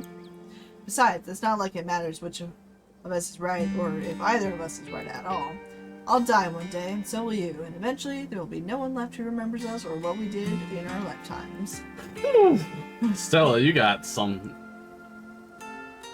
damn, you disarmed me with your nihilism. Don't try to. No, they got me to go. And now, I feel an empty pit in my soul at the thought of the vastness of time. Don't worry, if there's some comfort in the inherent meaninglessness of our action, isn't there some comfort in the inherent meaninglessness of our actions? Are you really expecting to find anything? Bad things happen on these hikes? Has anything bad ever happened? Just curious. Let me think. There was that time back in early high school when Reese fell down a cliff. But he was fine. He had some folks from town rig up a pulley to get him out of the ravine, and his leg only took a couple of months to heal.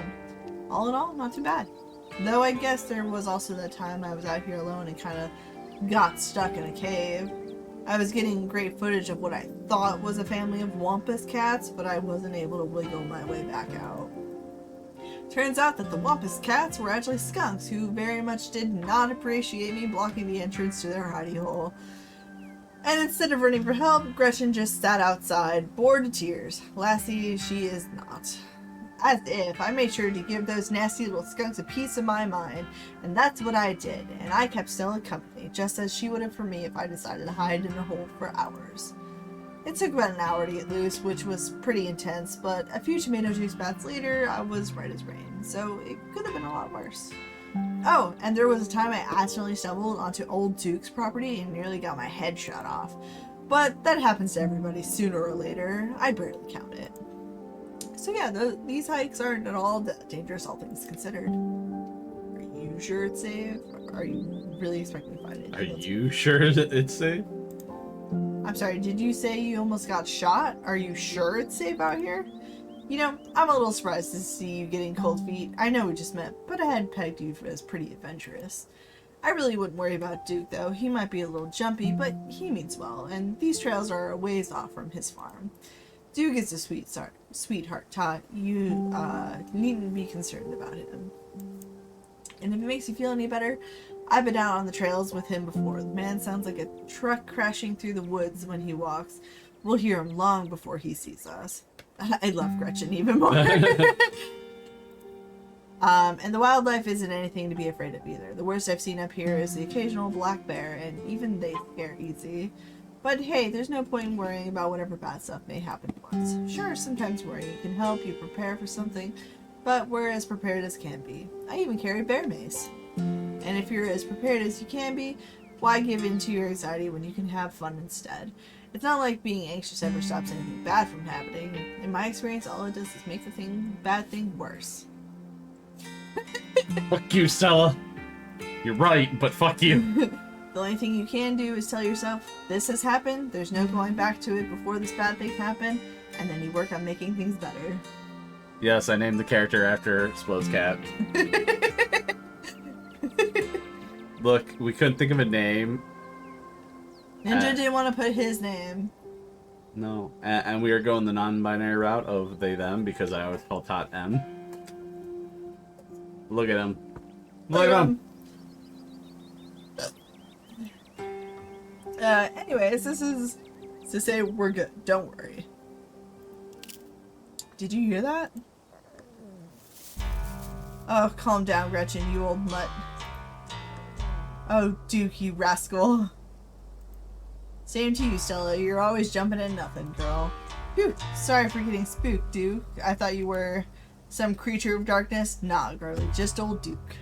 There's just old Duke. Now what the hell are you looking for way out here? Skunk Ape? Sorry I asked. And who's this you've suckered into coming with you? Wait a tick, you aren't. Is that? Yep, I see. Welcome to the holler. What about Jordan? Well, that name wasn't thrown out when we were selecting. My condolences, I'll keep you in my prayers. Another stranger, another opportunity for a salty introduction. Offer Duke your boiled peanuts? You know it. You want some nuts? You hold out the slippery bag in front of Duke. It's grown quite fragrant since you first put it in your rucksack, like the scent of old beer, but you're pretty sure that's what it's supposed to smell like. Tyler, Billy Joe, look at her face. Boiled peanuts from your backpack? No, I'm all set, thank you. I am still more than happy to take them off your hands. One day, Gretchen, one day. Now, both of y'all head on back to town. You hear? It's best you steer well clear of this area tonight. I'm out dealing with my own critter and won't be too appreciative of a couple fools with a camera scare away the more sensitive wildlife. What are you hunting tonight? Something tall and hairy? Something musky? You see something like that recently? Wouldn't you like to know? You never could stay in your business, Stella Richmond. Put that damn camera down. Aw, come on, Duke. Maybe I could help out. I'm pretty good at tracking. You know I learned from the best. Jorkin my peanut. That you did, but I have yet to see a shred of proof that you listened to any of it. The way you tromp around the woods at night yelling about chunkabungas or what have you. Something has been getting at my chickens. I've lost 3 this week and can't afford to lose many more than that. I'm so sorry to hear that. But I wonder if Skunk Ape has a taste for chicken. Now see, this is why I don't come to you about these things. It ain't no Skunk Ape, whatever the hell that is. Wet nut. I know exactly what this is, but I know you won't believe me if I tell you. Oh, dude, you don't think it's... I do, actually. It's those damn mountain lions. They're out there, Stella. I don't care what your little investigation turned up. You haven't been out in these woods as long as I have. Those sons of bitches are sneaky. Of course you wouldn't find any in one night of tracking. And I know for a fact that it's been getting at my chickens. It couldn't be anything else. I'm telling you, man, mountain lions are extinct in these parts. There hasn't been a natural sighting since the 1990s, and even those were iffy. It's true, those There are hasn't mountain been a lions. sighting since the 1900s. Shut up. Is he called Duke because he's a Duke fan, or is he a Duke fan because it's his name? Hard to say. Hell yeah, brother. There are mountain lions out here, sure as sin. They pee on all the best trees. I can't believe you go out there on your YouTubes saying some river monster spotted by a couple school-age Boy Scouts has been 100% confirmed yet. Appalachian cougars are some kind of far-fetched fantasy made up by geezers like me. You made me look like a fool. I read those comments people were posting on your video. They were calling me all kinds of names just for seeing things with my own eyes that I know to be true. I'm sorry, Duke. I didn't mean to sick anybody on you. I just don't think it's possible. You'll eat those words when I come carrying a mountain lion corpse out of those woods at dawn. And if you two don't want a face full of buckshot, I suggest you run home and stay out of the woods tonight. Street Mart Live. Okay, we'll go home, but we were here first. What if we find a mountain lion? Don't kill it. Right on, dude. Kill that mountain lion. Can't you just buy more chickens? Okay, let's go. Don't butt in. Duke can Lie. Okay, we'll go home. What? Good. I'm glad we got some sense. Stella needs somebody like that around. But I've got to film tonight. The video needs to be up by tomorrow evening so I can keep on schedule. If I miss an update, I might lose my new sponsor, and who knows what that'll mean for my career. This guy sounds like he's jealous of the mountain lions be able to pee on the tree. Well, that was Gretchen. Yeah. So we have talk to animals as a trait, so you just gotta keep a lookout over here of who's talking. No, Stella, we should leave. We should leave and we shouldn't come back. You turn and wink at Stella as subtly as you can. She immediately picks up what you're putting down. Alright, Duke, maybe you've got a point. Come on, Tot, let's get back to town. Maybe my viewers won't be too angry with me. Glad to hear you're finally seeing some sense, Stella. You two run along now and stay safe. Can't wait till Duke buck shots Stella. Well played, Tot. Really threw him off the trail by pretending we're going back to town. Now come on, I know how we can loop around without him noticing. Yeah, we sure fooled him. I can't read though either, like Chris. Chris. Chris! Chris. Shiva! Chris! Anyway. Come on, I have a problem. Yeah, fooled him. Can we actually go back to town though? Go, yeah, we sure fooled him. Sorry if that was a bit much, but I wanted to seem convincing. You did great. He'll never suspect a thing. And you don't have to worry about him finding us out there either. I've gone out tracking with Duke before. The man sounds like a truck crashing through the trees when he walks. Even if we do cross paths, we'll hear him long before he catches wind of us. Didn't you just say that too? Yeah. The trail's just up this way. Let's go. Can you click while I eat this muffin? Well, I guess Alright, this looks like a good shot. Mine holding the camera. Wait, okay, thanks. She hands you the camera and takes position. Oh baby, oh baby. Mm-hmm. Nice. Ahem. As night falls, my new assistant, the mysterious Tot, and I find ourselves on a high hill in the Blue Ridge Mountains, where we'll begin our hunt for the elusive yet pungent skunk ape. Pungent. Pungent? Whatever. I can't read. Blueberry. It's finally eating that damn blueberry muffin. Though mostly encountered in Florida, this possible relative of Bigfoot has been spotted all along the southern edge of the Why is United she States. giving the camera those eyes? She's hot and she knows it. I'd say it's including right in this very country. County, rather. Okay, she's given like the X-Files Scully. Sure, remember watching. Yeah, neither did I. I just know there's two of them. Oh. We're hoping to get a glimpse tonight. We'll check back once we're on the trail. Until then, stay searching, Stellars. And keep digging, Gretches. I can't take. I can take the camera off your hands now. We'll be able to start the tracking scene once the sun sets all the way. In the meantime, we get to take in all this gorgeous scenery. It's breathtaking. It's hard to take it all in. What with all the danger, it's stressing me out. I've seen better. Not a fan of the bugs. Carly, look into Stella's eyes. Remain silent. Scully and Mulder. Okay. What was that one? It's breathtaking. It's breathtaking. The air is so clean and fresh, I feel like I'm breathing for the first time. It is. I'm glad you came out here. Gretchen has no appreciation for beautiful mountain vistas, and it gets old saying wow into the empty expanse every time I come out here. It's nice to have someone to say wow with. Wow. Your quiet moment, Stella, is broken by a loud, percussive snort.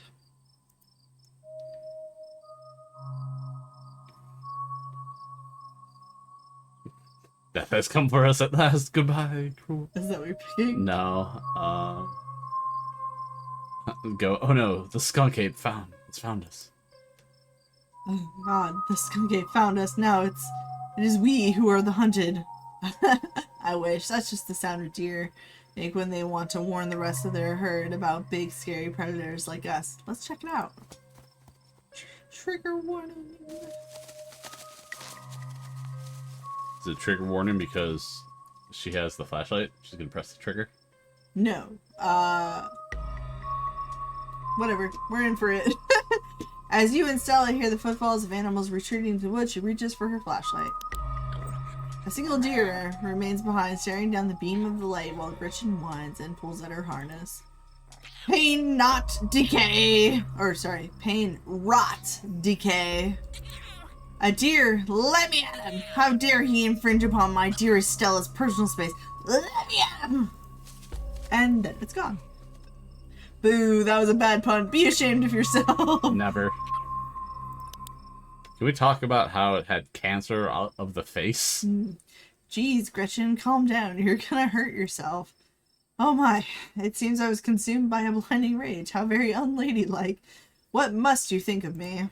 She cannot handle deer. When she gets like this, I usually have to pick her up and hold her. She has a bad habit of slipping her harness when she wants to go after something. You're too much of a potato, and they don't make harnesses to fit potatoes, do they? Explorer talked about us. I think that deer was threatening us. There was something wrong with that deer. Why did you bring her with you? Well, that's got my heart rate up. I'm ready for the hunt. Talk to Gretchen. Talk to Gretchen? Talk to animals? Yes. I think that deer was threatening us. Or warning us. I think it was just sick.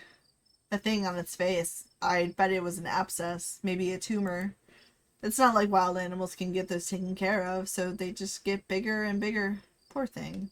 But there's not much we can do about it.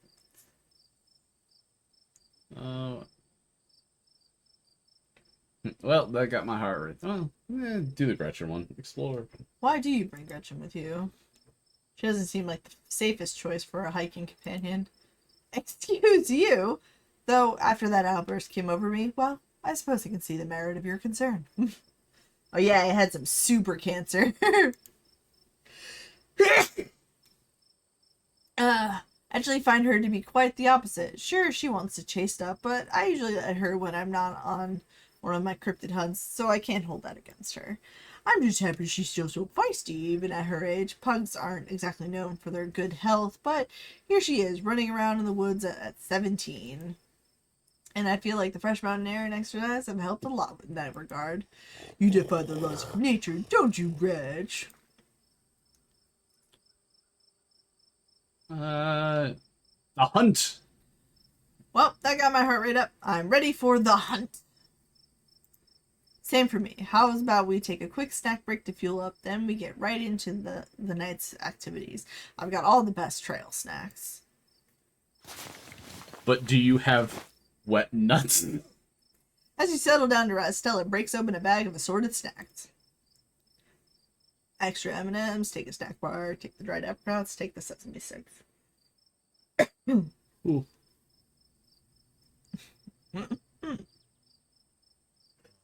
I know which one you would actually go for. Yeah, I mean, yes. Let's take the snack bar. A snack bar? Yes. You don't want the M&Ms? We are out hiking and need energy, and the snack bar is the most... But there is trail mix, but it just has extra M&Ms. We do not need the sugar rush. Nuts, nuts, nuts.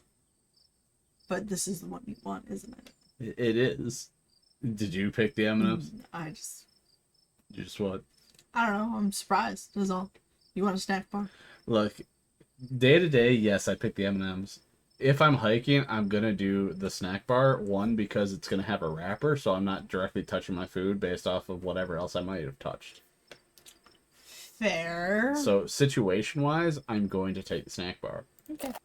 You grab a snack bar. Excellent choice. A good source of energy and chocolate.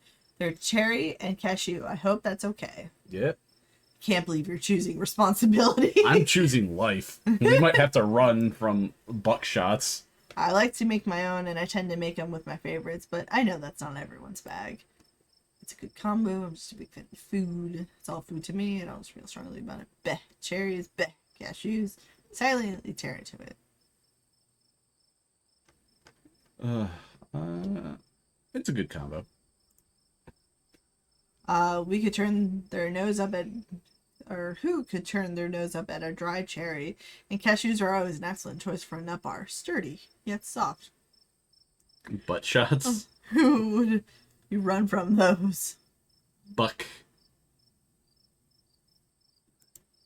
Thank you, thank you. I love all nuts equally, but finding the right ones for my bars has been a long process.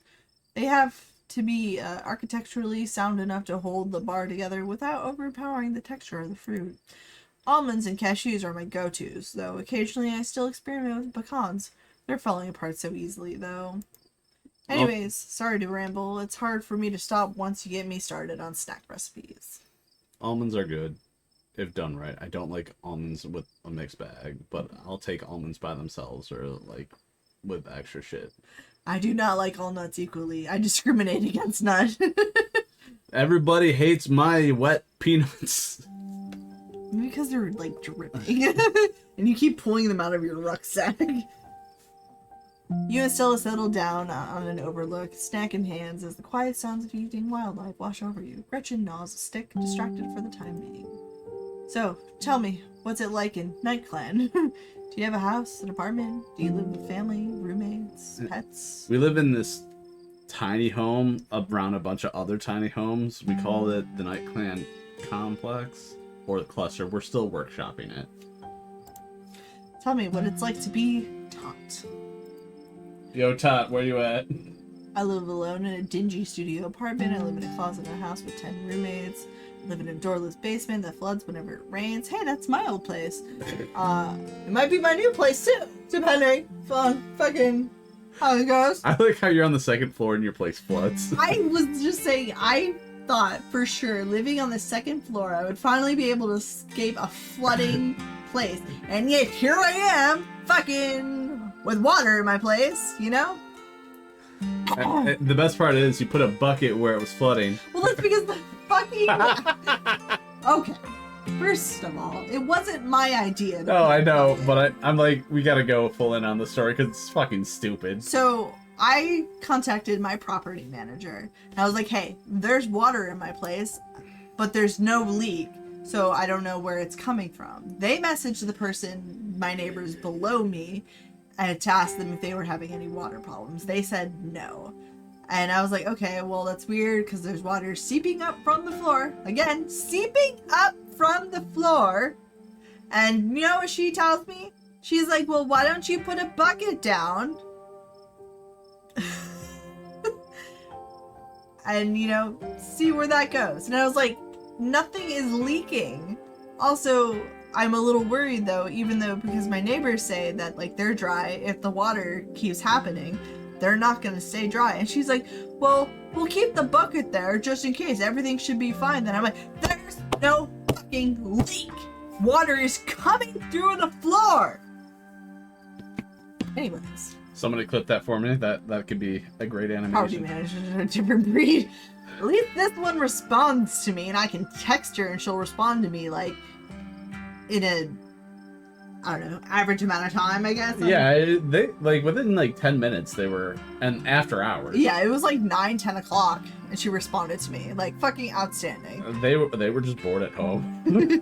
they were watching their sitcoms and like, oh, wonder what's going on here. Cause that shit, I like. If I gave clients my personal thank you,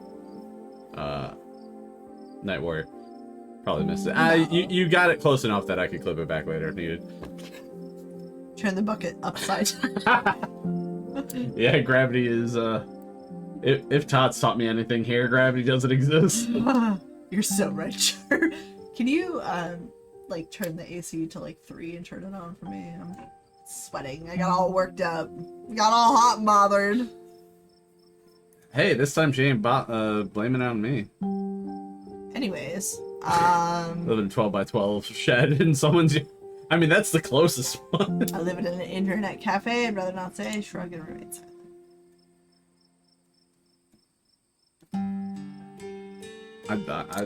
If we're doing a compound idea, 12 by 12 shed in somebody's yard. Really? Yeah, let's go. I had a 12 by 12 shed in someone's yard. It was advertised as one of those tiny homes you see on HGTV. I'm not sure if I would call it a home, but it is tiny. I like it. It's a mixed bag. It's not good. Leave it at that. It's a mixed bag.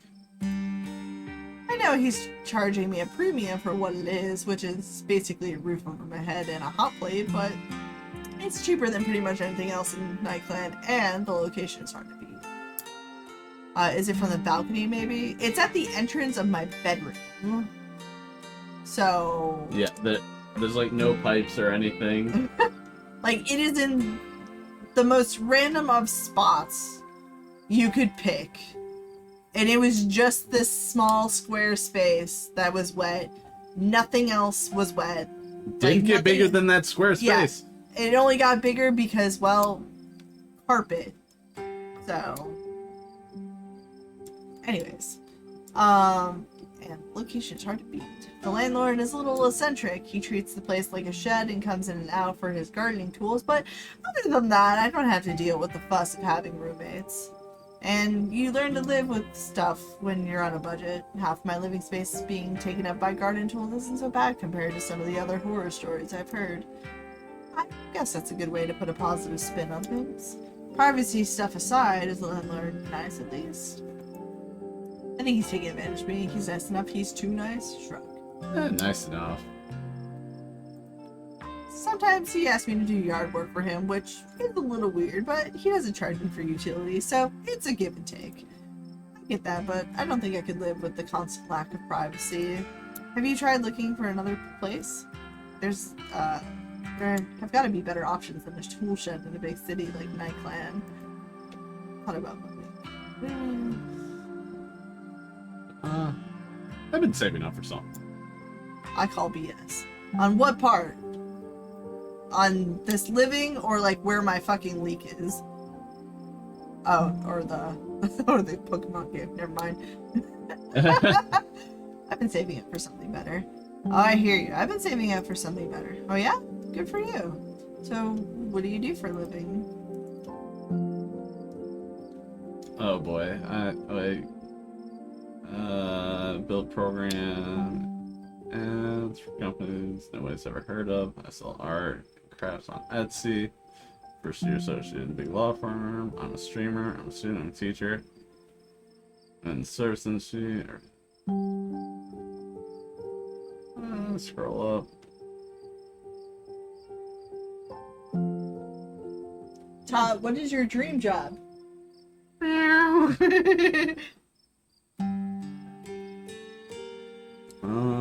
Scroll down. Sorry, it's get Buckshot. Calls book to bed. Okay. Scroll down. Service industry. Service industry.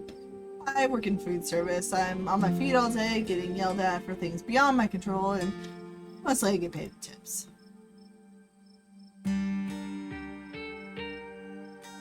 Go up. It's okay. It's a living. Street smart. A crisp breeze passes over you. You can't help but shake the feeling that you're being watched. You can scan the tree line, but whatever might be out there is nowhere to be seen. Street smarts. I think we're being watched. It might be skunk egg. Do your best to pretend it isn't watching us. We don't need to scare. What's your living situation? Ask what the living situation is. How about you? What's your living situation?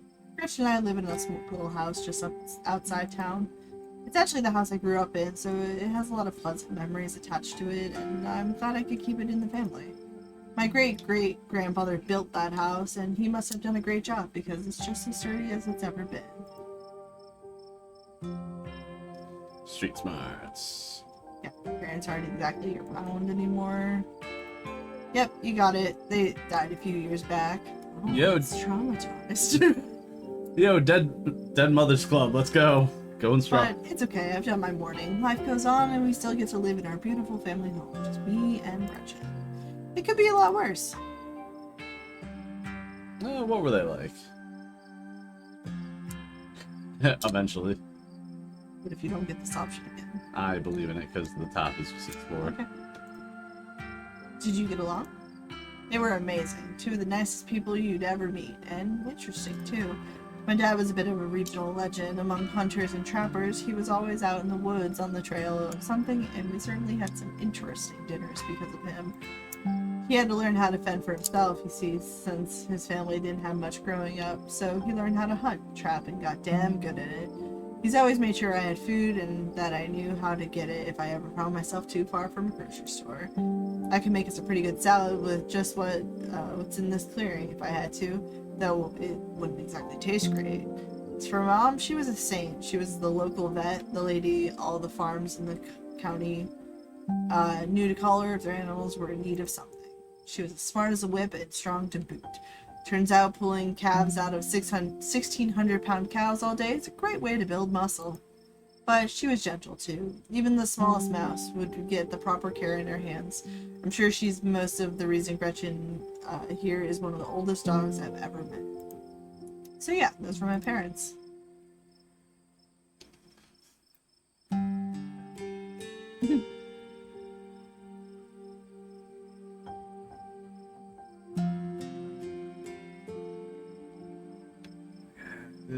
I can relate. My mom died pretty recent. Alright, fine. This one? Yeah.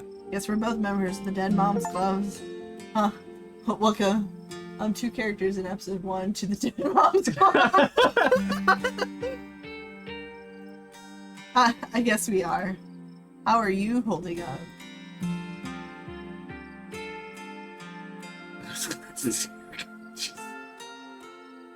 Go up. I'm okay hanging in there. Hang in there. It was a long time coming, so it wasn't a surprise. I'd kind of come to terms with it by the time it actually happened. And it's not all bad. She doesn't have to be in pain anymore. That's a relief. The hospital bills are another story, though. Yeesh, I couldn't even imagine how bad that must be. It's just salt in the wound at that point. Oh. My stars, what was that? My stars! My stars! Stella immediately packs her bag and slings it over her shoulder. Stella...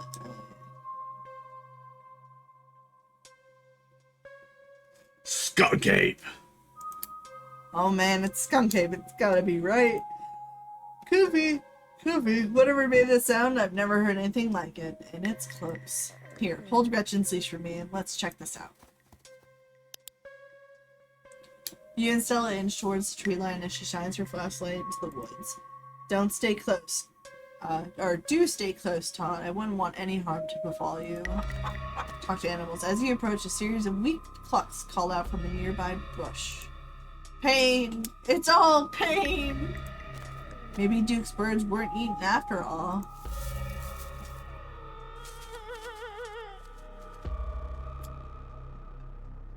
What the hell was that? Hold on, I gotta play that back. Sorry, I clicked fast. Yeah. Holy shit. I'm guessing it must be maybe 2-3 feet tall. Doesn't look hairy either, so I think we can rule out skunk ape. But whatever it is, it has one of Duke's chickens. It looks like it's headed north. Let's go after it.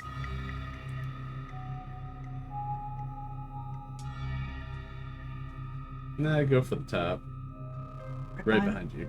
Right behind you. Look, if we go out together. You follow Stella as she sprints into the unknown, Gretchen excitedly pulling you along by her leash. Well, it's because I don't want anything bad happening to Gretchen. Oops. Stella, my darling companion, are you alright? Oof. Oh god, the monster got you. We're all gonna die out here. Oh good, the monster will get you first. Oh. Go with the, oh good, the monster will get you first. Okay. She's cynical enough. Okay, the monsters will get you first. You say that, but you still stopped to see if I was okay. If there was a monster out there, we'd both get eaten, and that's just part of the job. See, she has good humor. Oh no, that poor thing, it must have been one of Duke's. Oh Jesus, it's still alive. Investigate the chicken. You move towards Stella to get a closer look at the chicken. Don't let Gretchen too close, she'll try to take a bite if you don't stop her. I would never! Something about this bird doesn't smell right. You hold Gretchen's leash close to your chest. She squirms against her harness. Salmon gross. Good God, at first you thought it might have been a tumor, but this is something else.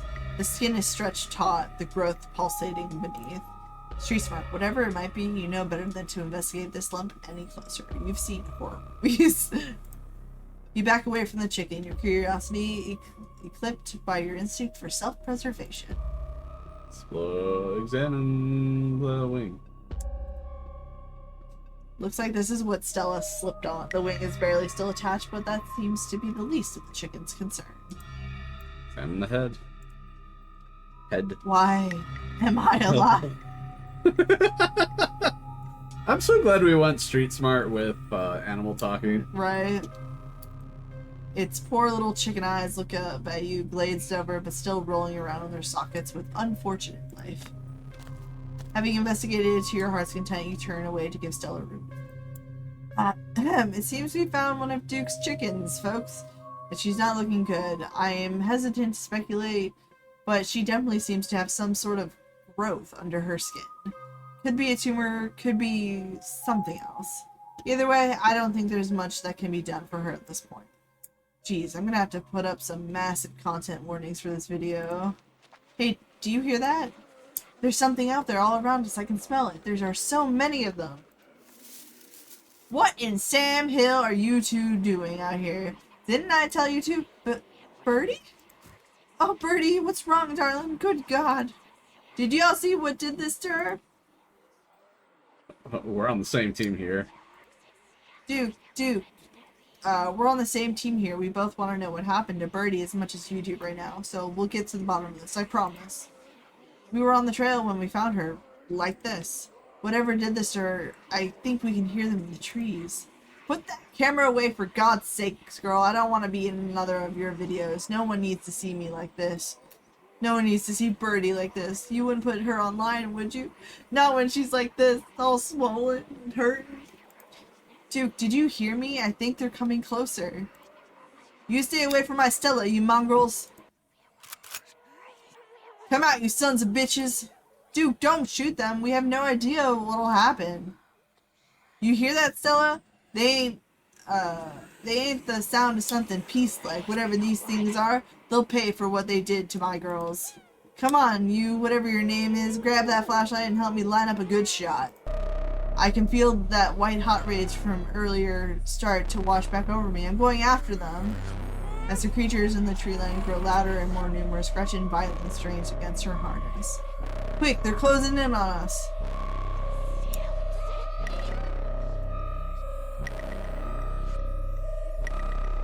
I don't want Gretchen to get hurt, but the flashlight. You dive to the flashlight, swing your body towards the woods.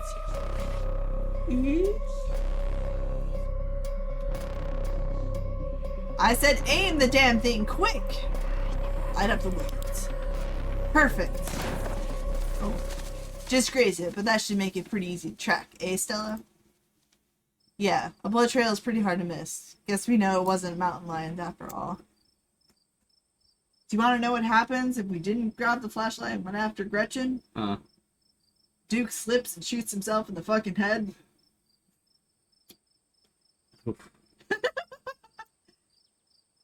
Trauma! Guess we know it wasn't a mountain lion after all. Though it didn't look like any cryptid I've heard of either. One hell of a video. As your heartbeat settles, you realize that Gretchen stopped tugging at her leash. She looked down only to find an empty harness and the paw prints of a runaway dog. Wait, where's Gretchen? Where's my dog? I had to make a choice. Say nothing. Scroll up. She must have slipped out. Harness, I'm so sorry. I slipped out of the harness. I'm so sorry, Stella. I tried to hold on to her. Gretchen, I'm coming for you. I'll be damned if I let her chase after those things alone. Alone, you have no choice but to follow Duke and Stella into the darkness. Go after them. Guess I'll die. That was quite an option for you a lot in your playthrough, right? What? Guess I'll die. Because I remember like chiming into yours and seeing that pop up at least 2 or 3 times. I don't know. Alright, go after them. Feel your nerves and run into the unknown. As you push deeper into the woods, the unearthly sounds once again surround you. Keep running. Are you trying to get us lost? Slow down. I think we're almost there. The trees are starting to thin out. Lord, that smell. I'm gonna be sad because Gretchen's gonna have I am gonna be very sad.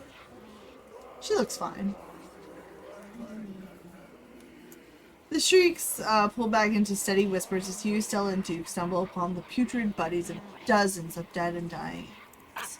At the edge of it all, an immobilized Gretchen gurgles in pain as one of the creature looms over here. A sinking realization pulls at your gut. This is their nest, and you are surrounded.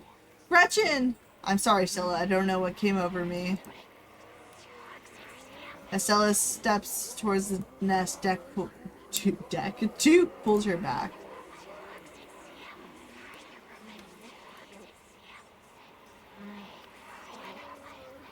This isn't over. We can save her. Dude, can't you just, like, shoot that thing? Are you out of your mind? There's gotta be dozens of those things up in the trees. They're circling us to protect their brood, or whatever it is they've been planting in our animals.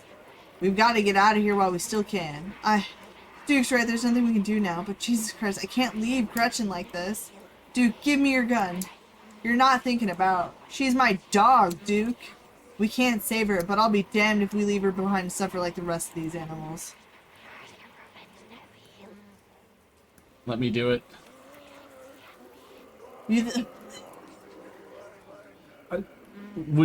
Would you want to kill Todd? No. Would you rather me kill Todd? No. If Todd had to die, who would you want to kill Todd? No. Todd's gonna live forever. Todd's immortal. Todd's got 9 lives. Let me do it. Yeah. We're the ones that. I kind of want her to do it though. Why? Because if she's learned to track and hunt and shit, like, maybe she can fire a gun. I don't know.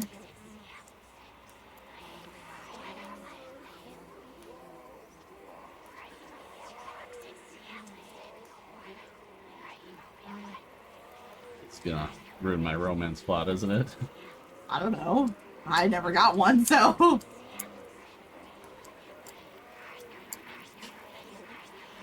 Let me do it. Let me do it. Yeah. I know she's your dog, Stella, but you don't have to do this yourself. I can take the shot. This is my responsibility, Tot. Stella grabs Duke's gun and takes careful aim. That is a bad form. Tell Stella that I tried my best to keep her safe. Do what had to be done. Old Yeller is the name of the achievement. You mean you didn't see that achievement when you were... I did not! Run! explode didn't kill the doggo. I chased after Gretchen in my playthrough. I guess it's just a choice in my playthrough because not that cheap. I went after Gretchen in mine, and therefore Duke ended up dying because he shot himself in the fucking head because he slipped or something while trying to line up a shot. As soon as the gun fires, you, Stella, and Duke sprint back through the woods, the unearthly hollers and whispers of the nest nipping at your heels. In the highest branches of trees and down on the forest floor, they're all around you, casually keeping pace with your all-out sprint. Quick, my truck's down this way. You make it to the road, but 3 of the creatures stand between you and Duke's truck.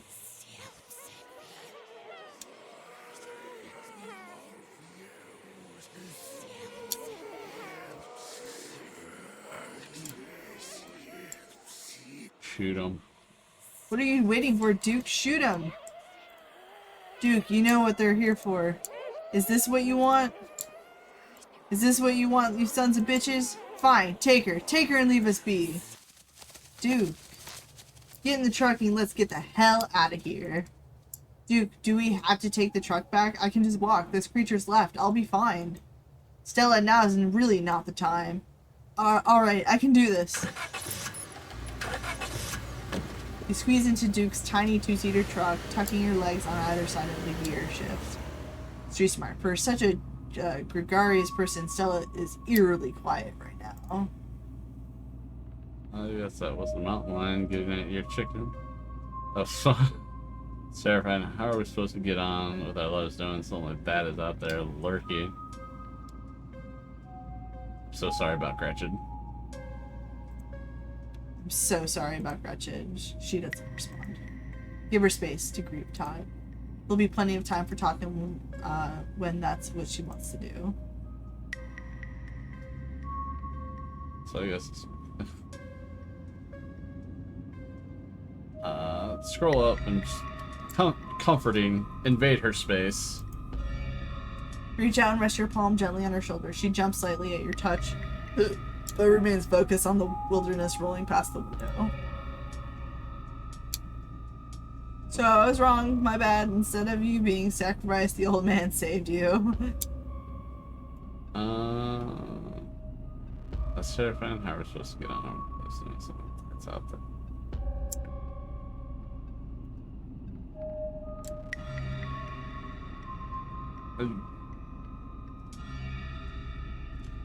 Explore the bottom one. This one? Yeah. That was terrifying. How are we supposed to get on with our lives knowing that something like that is out there? Damn straight, it was terrifying. Scariest thing I've ever seen. I can't say I'll be looking forward to going back in the woods anytime soon. But life will find a way to go on. I've got livestock to protect and a state fair waiting for me and my boy. It don't matter what kind of critters are out in the woods, there's still things that have to get done.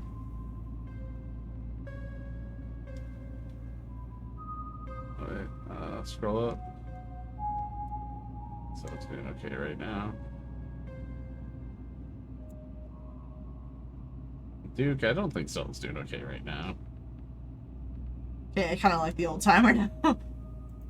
Duke, I don't think Stella's doing okay right now. Of course she ain't, but not to bother her just yet. Just let's get out of these woods before something else tries to come after us. He glances over to Stella, his hard face softening slightly. It'll just be a few more minutes. You'll be alright. Soon the rumble of gravel beneath the tires gives way to uneven pavement. The truck comes to a stop in front of a small cottage. Thanks for taking me home, Duke. Anytime, but Jesus, Mary, and Joseph, what were those things? I have no idea. I've never heard of anything like them, but I got a ton of footage. Nothing really clear, but it's a start. I better go check in with Bo. He'll be worrying about me. You and your friends stay safe. Looks like those things didn't follow us, but, well, no point in talking about the buts. Just look out for yourselves.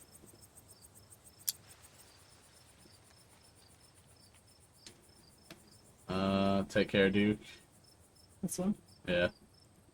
Take care, Duke.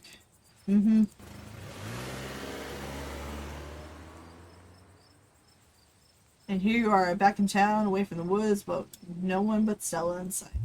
Your phone buzzes in your pocket. Now that you're back in town, you must finally have reception again. Ooh, where the hell did you go? Where are you? 6 missed calls from Tabitha and 13 text messages.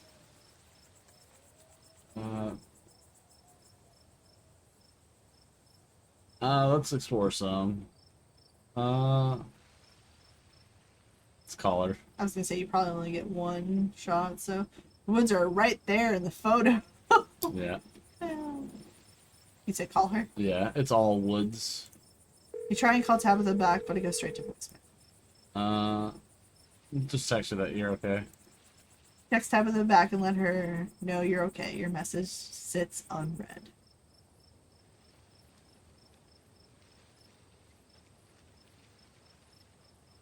Uh-oh, I think, well, let's just say Tabitha seems worried. Tabitha seems worried. It's pretty late, isn't it? God, what a mess this night's been.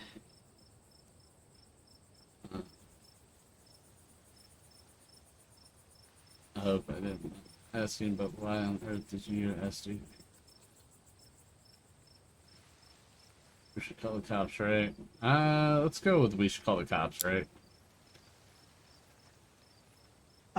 You're not from around here, but that'd just be wasting time. The police out here mean well, but they don't really do anything, you know? If anything, they just get mad at you for bothering them.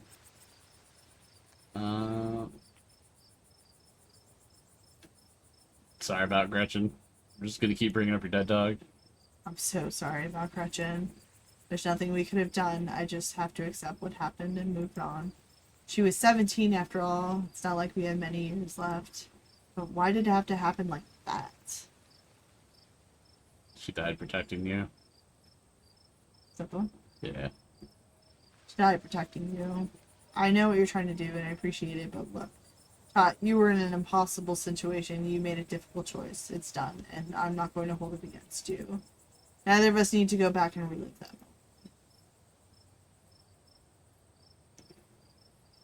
Scroll up.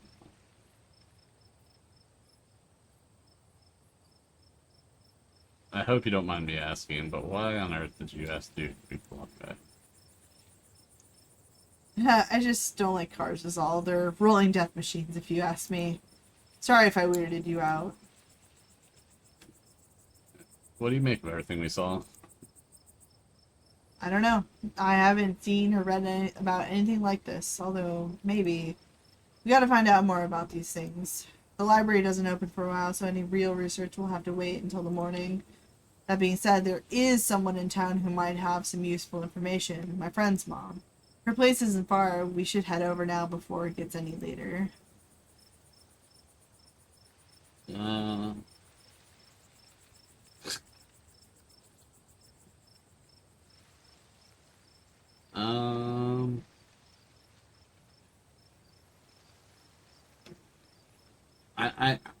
I want to go with sure, why not? Let's keep this nightmare going, but I said, let's just say, let's do it. We sent Tabitha a text message, so.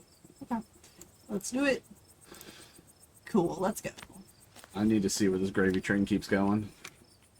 I hope she's still awake. Thomas. Jesus. You and Stella turned to see a shadowy figure staring at you from across the road. You didn't hear its approach. Welcome home. Before you can respond, the door behind you swings open. An older woman stands in the entryway. Go home, Wayne. I can't help you tonight. You look back and the figure is already gone, disappeared into the shadows of the night. The fuck is this game? I'm sorry about that, Stella. Some people just can't be helped. What brings you out here so late? And who is this? Hi, Miss Forsyth. This is Todd. Is it okay if we come in? Of course. You're in luck. I just put on water for hibiscus tea. And for goodness sake, you can call me Sybil. You're an adult now, after all. Sybil. Sybil. Welcome to my little nook. Very cozy. It's nice to finally meet you, Todd. I was so sorry to hear about your mother. Vivian was such a lovely soul, and she's been sorely missed in the holler, and now poor Pearl Ann is gone as well. Do let me know if there's anything you need while you're in town.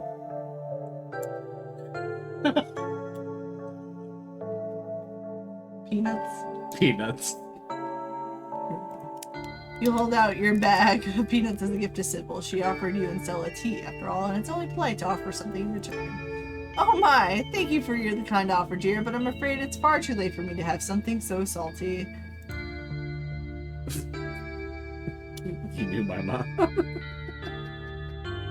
You know if my mom liked boiled peanuts? Is that what we're asking? Yeah, you knew my mom.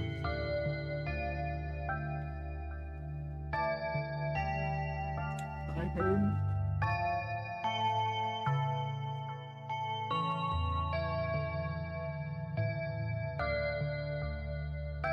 But why aren't you clicking it, Swift? Which one did you want? I said you knew my mom. I said it like 5 times. You reading it and you telling me that's the one you want to pick are two very different things. That's why I... So pick the you knew my mom. Thank you. That's why every time you read something, I'm like, is that the one you want? You know, that makes sense. Oh, God. No, it's you knew my mom. Of course, dear. She was a good friend of mine for many years. She was such a lovely woman. You should come by sometime. I can delight you with unsavory tales of her youth. Who was that outside? Just a very sick man. You don't need to be worried about him. I never met Pearl Ann. Never met Pearl Ann. You don't have to pass on your condolences to me. I have no feelings about the woman. Ha! That's fair, child, but it seemed like the right thing to do. Oh, did you know that my mother died? Oh, Pearl Ann was a chatty woman. Not much went on that I wouldn't get an earful of, bless her heart. We need your help. Ah, yes, I suppose pleasantries can wait for another time. What's got you here so late? You seem troubled. You know about weird stuff, right? Unexplainable stuff? I'm not so sure I follow, dear. I know which oils to use for which aches. I know a bit about classical spiritualism. Just what sort of unexplainable things are you talking about? We ran into some creatures out in the woods. These things, I don't even know how to describe them. I can't say I know much about local wildlife. My daughter has always had a brighter gift gift for nature than I. This wasn't the local wildlife, Miss Forsyth. Here, I can show you. Stella pulls out her camera and tilts the screen towards Sybil. Ah, one of your little videos.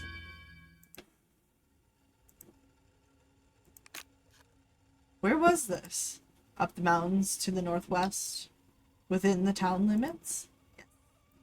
See. Is there a way to make the video bigger and louder if you can?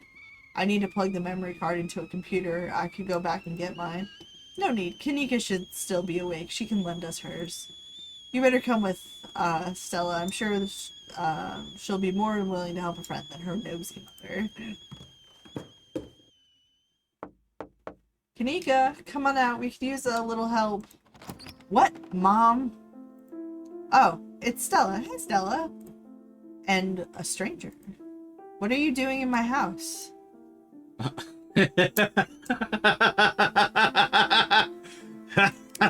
You hold out your boiled peanuts. Generosity is the best way to make new friends. Disappointed, Grandma. No. Tabitha's cousin? Yep. Sweetie, we were wondering if we could borrow your laptop. Stella and her friend have a video to show us. It's really important, Kanika. Okay. My room is a mess. I'll just bring it out there. Heads up, Kanika, this is graphic. There's a lot of dead and sick animals on the recording. You know I have a harder stomach than any of our friends. I'm pressing play. Silence washes over the room as the video plays. Stella, what the hell is this? Did you film it? Was that Gretchen at the end there? Stella, where's Gretchen? Sailor Moon. It's my fault she ran off. She's dead. She didn't make it. Say nothing.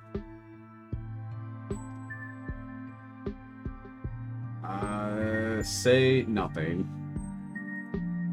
We tried not to cut it on Stella's behalf. I shot her, Kanika. Those things, they put something in her, and I wasn't about to let her suffer. Stella, I'm so sorry. It's okay, I'm fine. I just want to know what did this to her. Unfortunately, if these creatures are what they think they are, what happened to Gretchen is but the start of something far more sinister.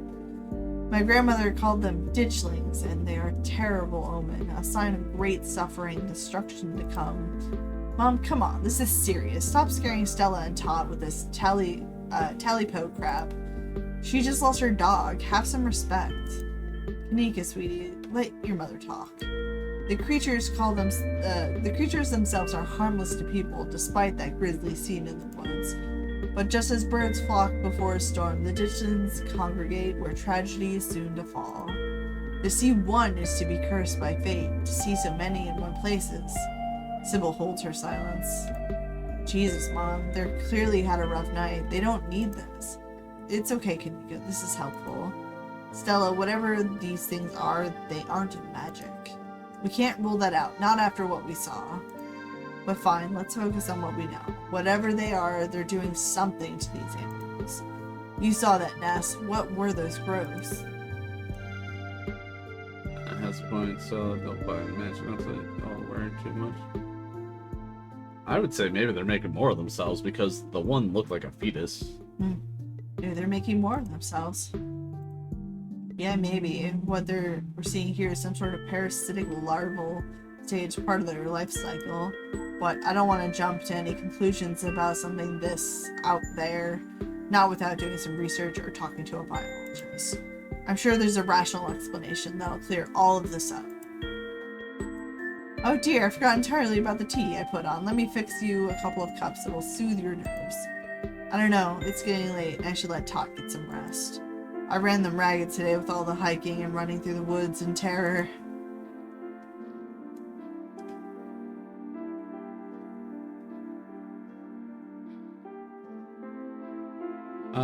I'm so wired. I feel like if this was my situation, I would not want to go to bed. I can go. I'm still wired. As you yawn. Okay, maybe it's that I'm eager to get home and start doing some research. I'll ask around on my usual forums to see if anyone has information on ditchlings. Is that what you called them?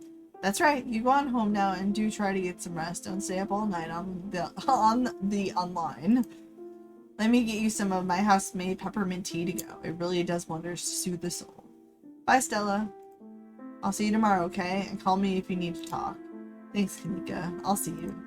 Bye, Tot. It's excellent iced or warm, though with the nights getting chillier, warm will probably be best. Helps wake up the bones. The bones. Be careful out there, both of you. Sybil turns and closes the door behind her. Alrighty, let's head back home. My home, I mean. Yeah, we spend the night? And here we are. You're welcome to stay the night if you want. Hey.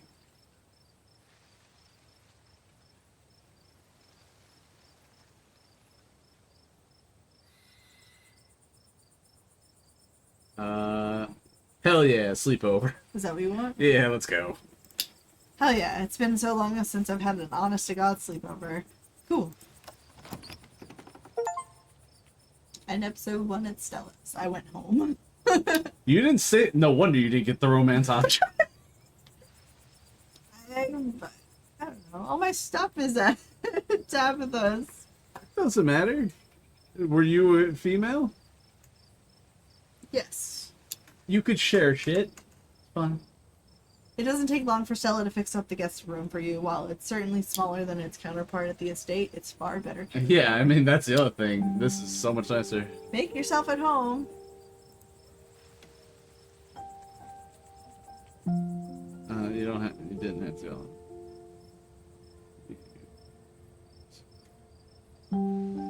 You didn't have to do all this. Yeah, you didn't have to do all this, right? You don't have to worry about that. I'm glad the guest room is finally getting some use. Okay, what's a sleepover between friends if you're not cuddling a little? Right. I'm not gonna ask about the dog anymore. Who's the guy outside? There was something really off about him. Wayne? I haven't really gotten to know the guy. I think he works in the mine. It might be worth looking into him. What do you make of all this? Gosh, I don't even know where to begin. There's creatures out there, and they're doing something horrible to the local wildlife. I know that some of things Sybil said were a little wild, but if she is right, and they are an omen, maybe we can change things to stop whatever's brought them here before it happens. What the hell is a guest room? It's called the cuddle room. This is the trope where you have the room, and then she gets scared at night. It comes and it's like, hey, you want to cuddle? And you go, yeah, why not? Works every time. 20% of the time, it works 100% of the time. Anyways. You've never heard that joke? No. I think it's Anchorman, where it's like, part of the time, it works 100% of the time. Alright, so happens.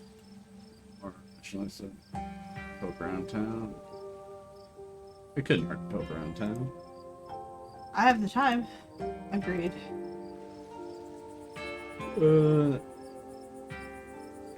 I should probably try calling Tabitha. Right, she'd probably like to know you're not dead. Get some rest, Talk. I'll see you in the morning.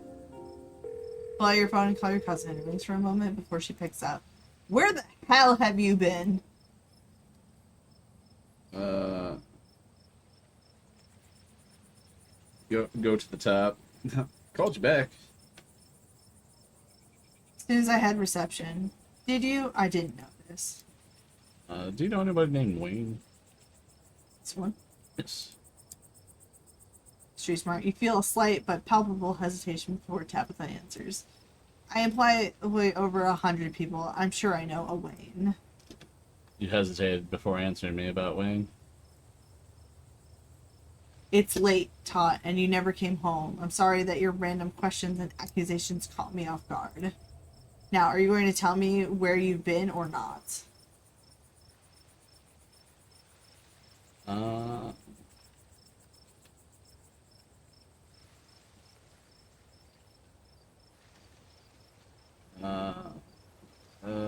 I saw horrible things tonight. Went to the woods with this girl I met and to find some cryptids, and a lot of really terrible things happened. Ah, so you met Stella then. Ugh, that explains everything. And she's gotten you all worked up. I'm going to bed. I'll collect you tomorrow. From the comfort of Stella's guest bed, the events of the past evening seem like something that happened to someone else, though you can still clearly picture the terror you felt in those moments. For now, you're safe and you're warm. Eventually, the sun will rise and chase away the monsters and make them seem like nothing but bad dreams. Maybe tomorrow, if you're lucky, you'll wake up in the normal world and have a relaxing week in the mountains with a new friend. It's a nice thought, but deep down you can't help but worry that things will only get worse from behind closed doors. You can faintly hear the sounds of quiet sobs.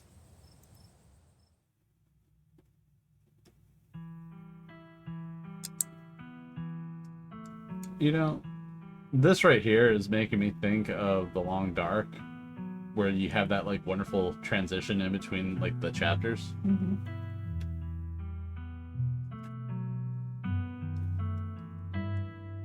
Scarlet Hollow Town Hall. I like the perspectives that they got going here. Sam could have saved both Duke and the dog.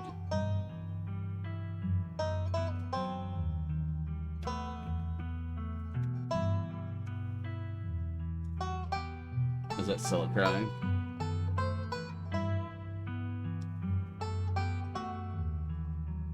It can't be Stella. They don't have red hair. Maybe that's us.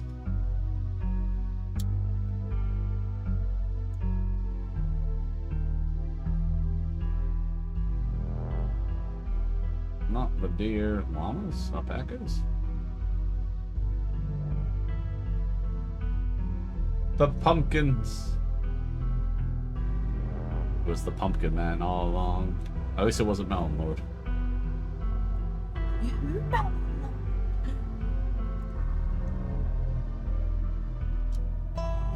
Oh, speaking of which, when you were talking about how you're gonna get Todd spayed and neutered, or whatever, it was funny because I was over by the sink getting food, and I could have sworn I heard you said, and Toph is getting neutered.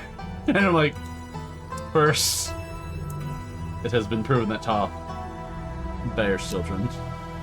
That's a lot of locks. Explode, is that your front door? What are you trying to say, Ninja? You like safety. I like the illusion of safety. I mean, hell, if you put that door brace up. This is the end of episode 1. Episode 2 awaits Candy from a Baby. Those are achievements for picking your traits and ending the chapter with them. Okay. I'd like to continue with this world state in episode 2. Please save our game now. Why do you have so many worlds?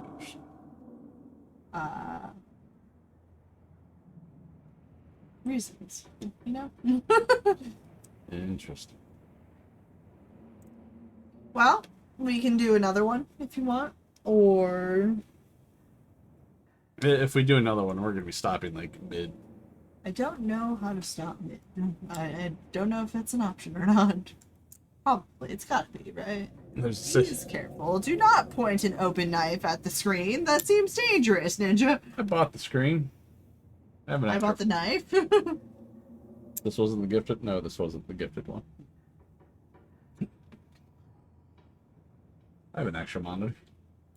Any excuse to bring the last monitor over? What? It's 27 inches. It's a 2K monitor. It's actually better than this monitor. Like, I'll be able to tell a difference. Do another one. Alright, well. Fucking Night Warrior has spoken. Or we can make Night Stalker. What does that mean? Let's continue with the world's. We did. Continue. Would you like to see a recap of episode 1 before you start episode 2? Kind of. I want to see how they put it together. Sure.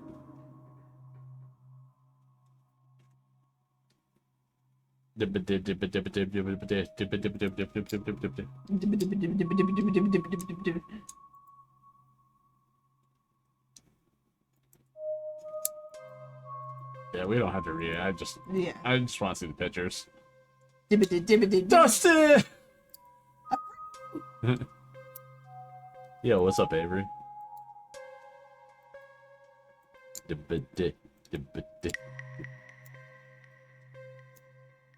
Balls. Tumor deer. Can they not, like, have a show just holding out nuts to everybody? Do you think I still have the bag of nuts in Chapter 2? We're going to find out, aren't we? I bet you it's an achievement to offer nuts to everybody. Oh my god. We're just gonna be known. Oh, look, it's the nutty cousin. Hey, why did they let a dog in a diner? Because it's a small town. It's a emotional. And support. it's probably like the only dog in the entire neighborhood. Was the only dog. I really want to know what these monsters remind me of. There's like some old school anime. They kind of look like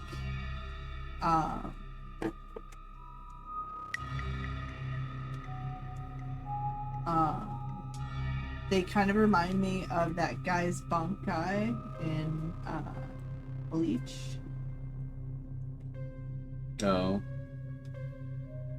Captain or whatever. Sure, yeah, whatever his name. Hello, would you like my nuts? My wet nuts is inside you.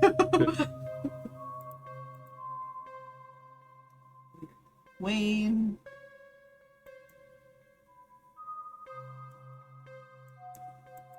Ditchlings. Like at first I was thinking some of these guys from Blood Plus. I don't know that.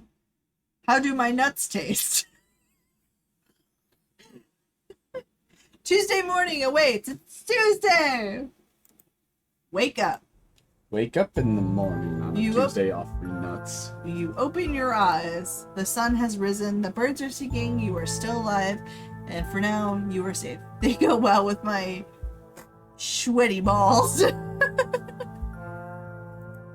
Your gaze wanders across the unfamiliar room to the window and the woods beyond. And you wonder if the monsters are lurking just beyond the trees, ready to pounce as soon as you leave the comfort of your new friend's family.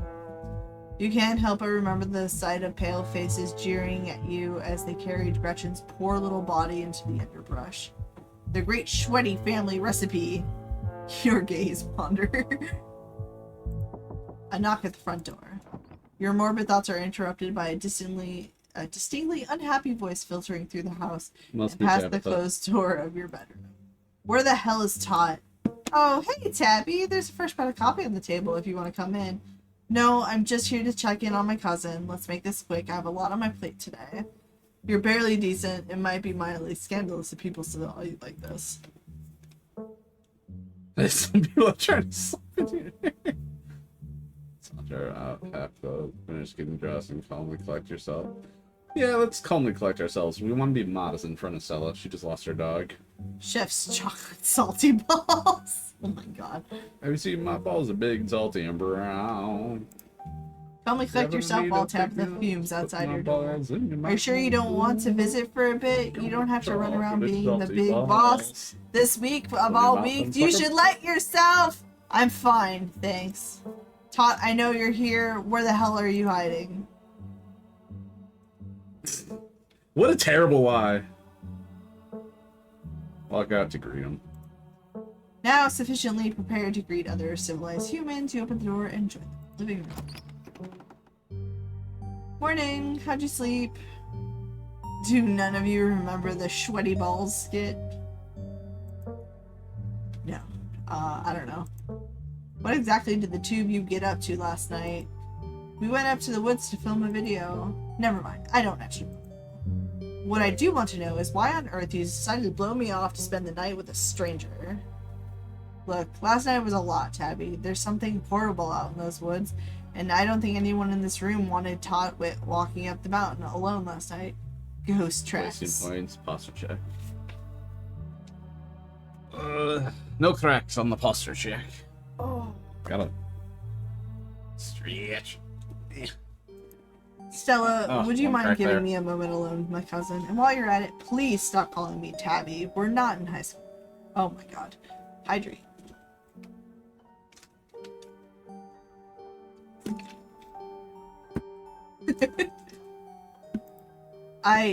Yeah, alright.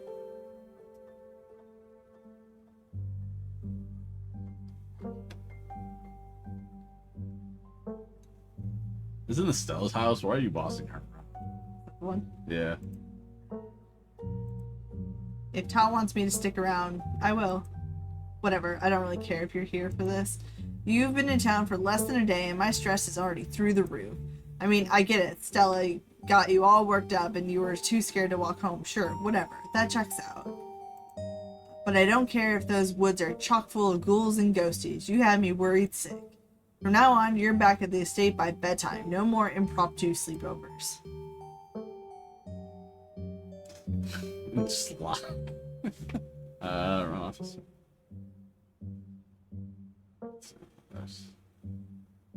Stroll up.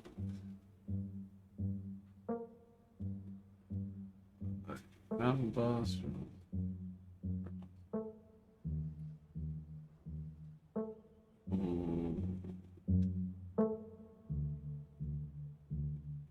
See, there's the issue I face where I want to lie because fuck Tabitha at this point. She's hiding shit. I know she is. But also, like, I like the whole you can't run off as soon as I get here, then tell me to do different things. So I'd have to go with that one. This one? Yeah. You ran off as soon as I got here. Don't expect me to respect your time if you can't respect mine. There's a difference between my duties and your impulses, Tot. Don't do anything reckless while I'm at work. I'll see you back at the estate tonight. Wait, Tabby, let me know if you're free sometime, okay? Tabitha sighs. You're relentless. We'll see, but don't get your hopes up. She really just zooms. Like, other people fade. Hey, you good? Sorry about Tabby. She's totally blindsided me. I shouldn't let Tabby treat you like that. Let's see, no.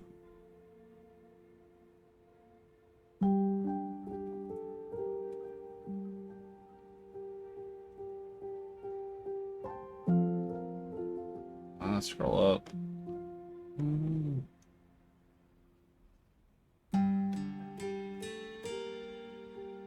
Scroll down a little bit. I think she means well. Like, she's stressed. Yeah. Yeah, but that doesn't mean that your feelings don't matter. That was tense. Are you okay? Maybe that's it. I shouldn't have said. I don't regret anything, but you're right. That's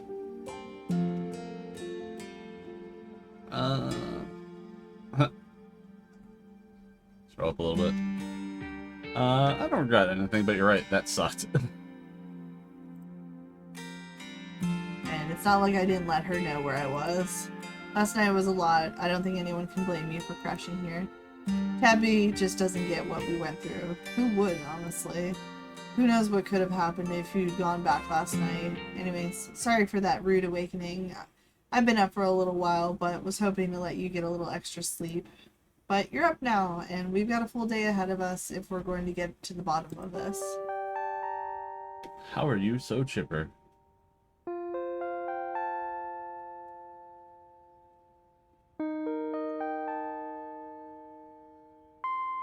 Do you think if you ever went through a supernatural experience like this, you could ever just be like, well, I'm done? The fact that I would have had to shoot my dog if I was in her shoes, I would be devastated and holed up in my room for a long time. You wouldn't seek revenge or understanding? Eventually, once I get over the fact that I shot my dog. Fair. I'd probably be. Look at this house. That's Gretchen's. This is Gretchen. Dogs. I would be fucking devastated. What? Don't look back there. What do you mean? I know you're looking for real Todd. I want real Todd. I just have to look down here.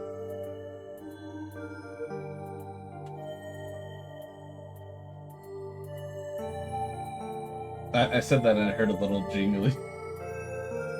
Which is funny, because, like, she doesn't have a bell or anything. She might have the orange one. Maybe. Anyway, how are you so chipper? That's the one. Yeah. You shouldn't be okay right now. Am I coming off as chipper? Yeah, I guess I'm not used to compartmentalizing things. And we have something important to focus on right now. I'll have time to process what happened last night when we get to the bottom of what happened in the woods. Fair enough. You know what? I'm not gonna press. The boss. What's the game plan? Boss, what's the game plan? Aw, don't call me boss. We're partners in this. But first I lost things my other first. partner, so you're the next best thing. I was hoping to swing by the library. Kanika's got a head start on us. It looks like she's already there. Oh, that reminds me. Let me set up a group chat. What's your number? You can still exchange numbers. Hey, yeah. Group chat! Did you ever change the numbers with Stella? No. A text message from Stella to you and Kanika. It reads, group chat. Hopefully we can find out more about Ditchlands from some of the older local books there. I've also got a couple of threads cooking on my cryptid forums, but who knows if that'll pan out. Anyways, daylight's burning, so let's roll out as soon as you finish getting dressed. Explore, can I eat first, get dressed, or head to town?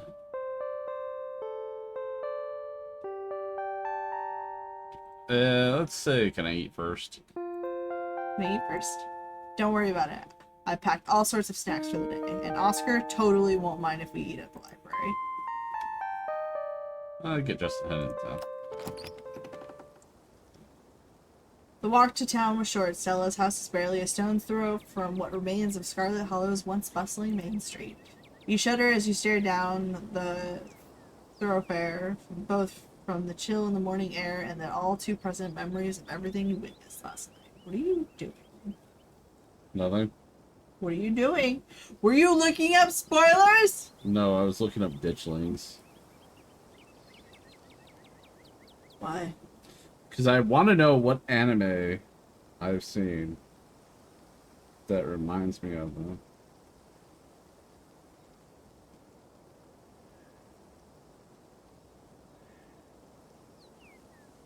I mean, they also kind of remind me of shit I've seen from, like, Berserk. You know, that could be it.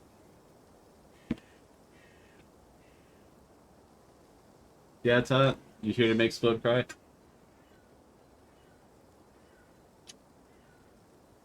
What would you do if I could talk to Todd and you just treated me like a crazy person? Why does she keep me yelling? Boredom.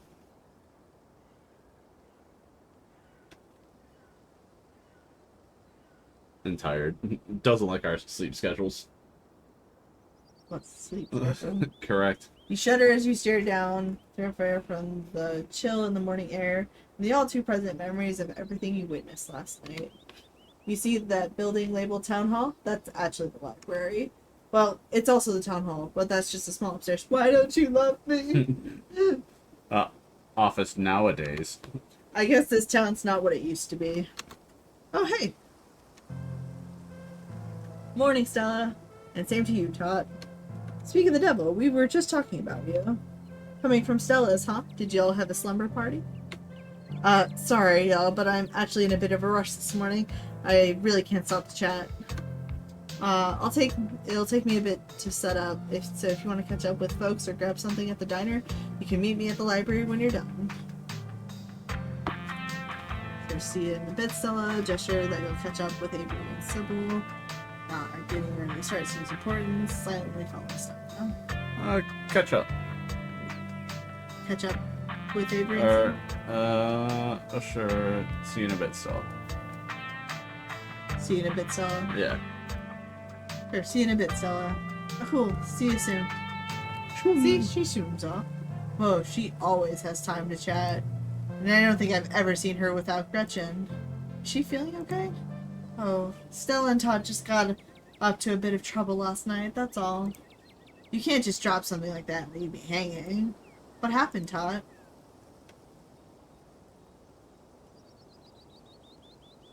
Let's, scroll up. How's that a lie that we got some really good footage is all? Because it's not... The full truth? That would be more omission than a lie, thank you very much. Would you like a lie, or do you want to...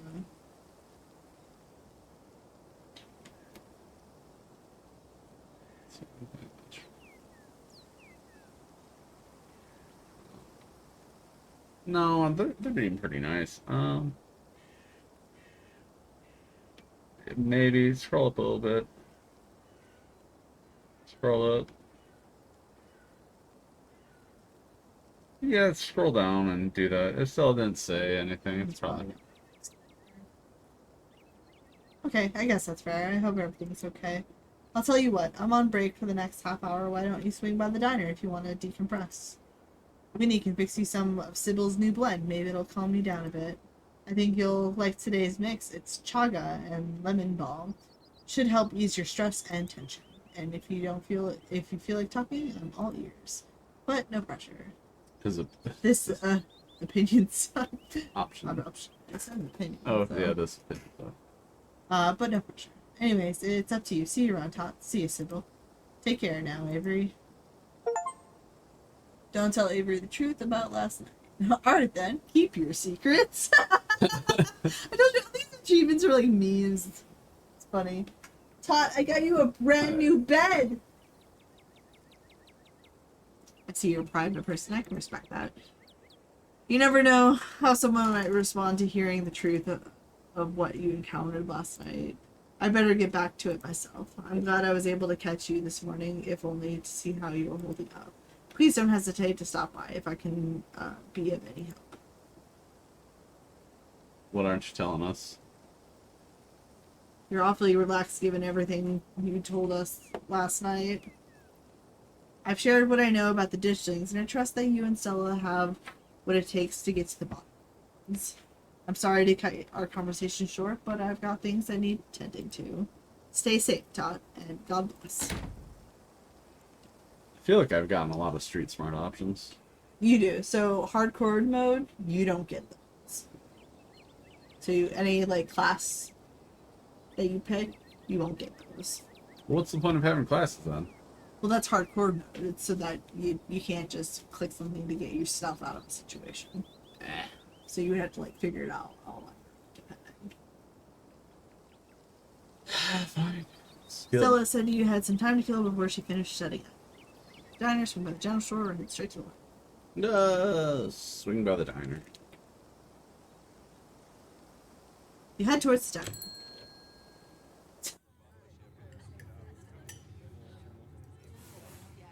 Todd, I adore you. It's probably because the bed in there is in the carpet. What the fuck was that? The diner is a little quiet today, but the air is still heavy with the tantalizing smell of breakfast. Warn the patrons of the danger. Talk to Avery. Talk to Avery. You slide into the booth across from Avery. Hey there, stranger. Before you can exchange words, Winnie saddles up a fresh mug of tea in hand. Heard you might need this. The answer to 29 down is oink, by the way. What? But the clue is pen sound. How is that a sound a pen makes? Wait, pen like pig pen? Are you kidding me? How was I supposed to guess that? I don't know why you even bother with those things. They're just gonna frustrate you. It's just something to do to fill the time, but maybe I should have switched to Sudoku. When he leaves Avery contemplating daily newspaper puzzles, returning to her seat behind the counter. So, thanks for telling me about last night. If you want to really get into the grisly details, you can tell me. I won't judge. What if you don't believe me? I can tell you about last night, but what if you don't believe me? I'm not here to judge, I'm here to listen. Try a tea. You hesitantly take a sip of your tea. It tastes like you're drinking mold that someone tried to unsuccessfully spruce up with lemon balm. I'd pick this in mind. It tastes healthy. The flavor is strong and slightly unpleasant, but something that tastes this bad must be good for you. Wow, not a lot of folks take to chaga so quickly. It's a fungus that grows on birch trees around here, supposedly super healthy, and it makes for a challenging drink. Color me impressed.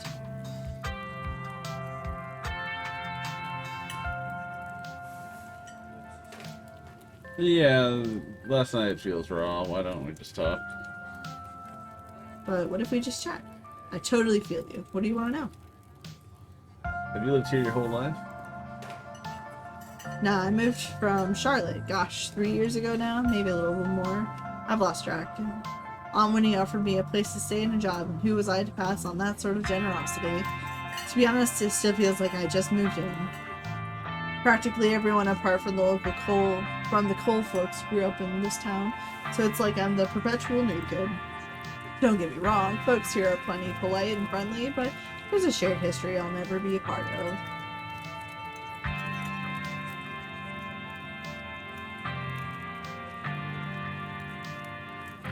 No, scroll up. Do you regret moving here?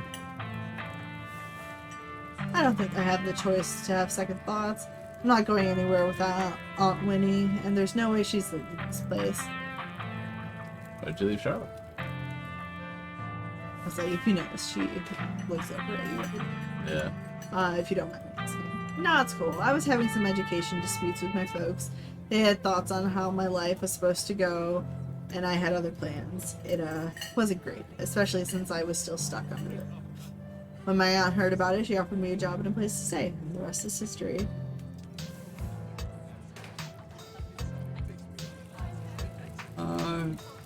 Yeah, the top one. Books on the whole have been plenty friendly, but life here is so different than what I'm used to. It's hard to explain, but I just don't feel like I belong. Exactly. There are worse ways to be, but I'm not sure I'll ever entirely feel like I belong here. Alright, I probably should have. Totally get that. My shift's about to start anyway, so perfect timing. Everybody slips out of the booth, giving a friendly halfway before disappearing into the back. You leave the diner ready to continue your day. Let's go to the general store. This is your first time seeing the general store in the light of day. Or in the dark of night. A young man sits at the table by the register, too preoccupied with his phone to care that you stepped in. Offer him some boiled nuts. The man looks up at you, your now quite pungent bag of peanuts, curls his lips in disgust, and returns to his phone. Hi, I'm Todd. If you want to buy go up and, hi, I'm Todd. I just got to town yesterday. Yeah, I know. Mom told me. What's your name? Miles. If I want to buy some chips or something. Miles size. I guess, yeah. Kanika decided to skip work today, so of course whatever plans I had didn't matter. Just take the chips, I don't care. Pay for it. I wouldn't. Wouldn't that be silly? I still want chips.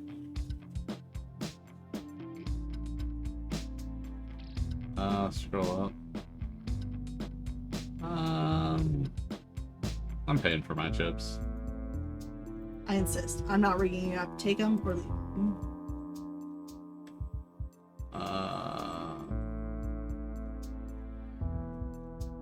What if at the end you meet the same guy from the beginning and he wants his nuts back?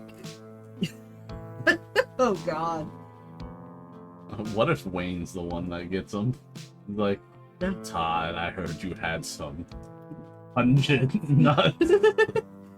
I just go down and say, You good? yeah, I'm good. I'm good. Thanks. Have it your way. What's you on your phone? You just want to talk to this Oh yeah. poor teenager just wants nothing to do with you. Games, you probably haven't heard of them. Alright, see you, Miles. See ya, Miles. Miles doesn't respond as you turn to leave the general store. Visit the general store without stealing anything.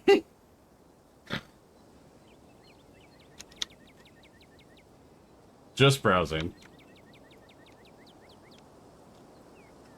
Head to the library. Oh, hey, made it. Settle with Stella and... I think I double clicked, I'm sorry. It's just,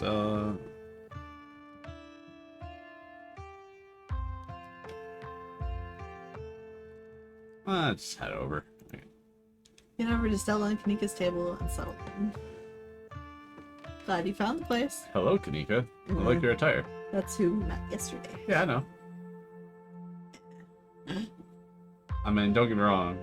I'm still down with ghost tracks over here, but... Every average girl needs a goth friend. Yeah. Hey Tot, you look tired. Snitch on Miles. Tried to fall asleep last night after the thing. Sleep when I'm done. I'm pretty amped up. Action. Cleavageler. Scroll up.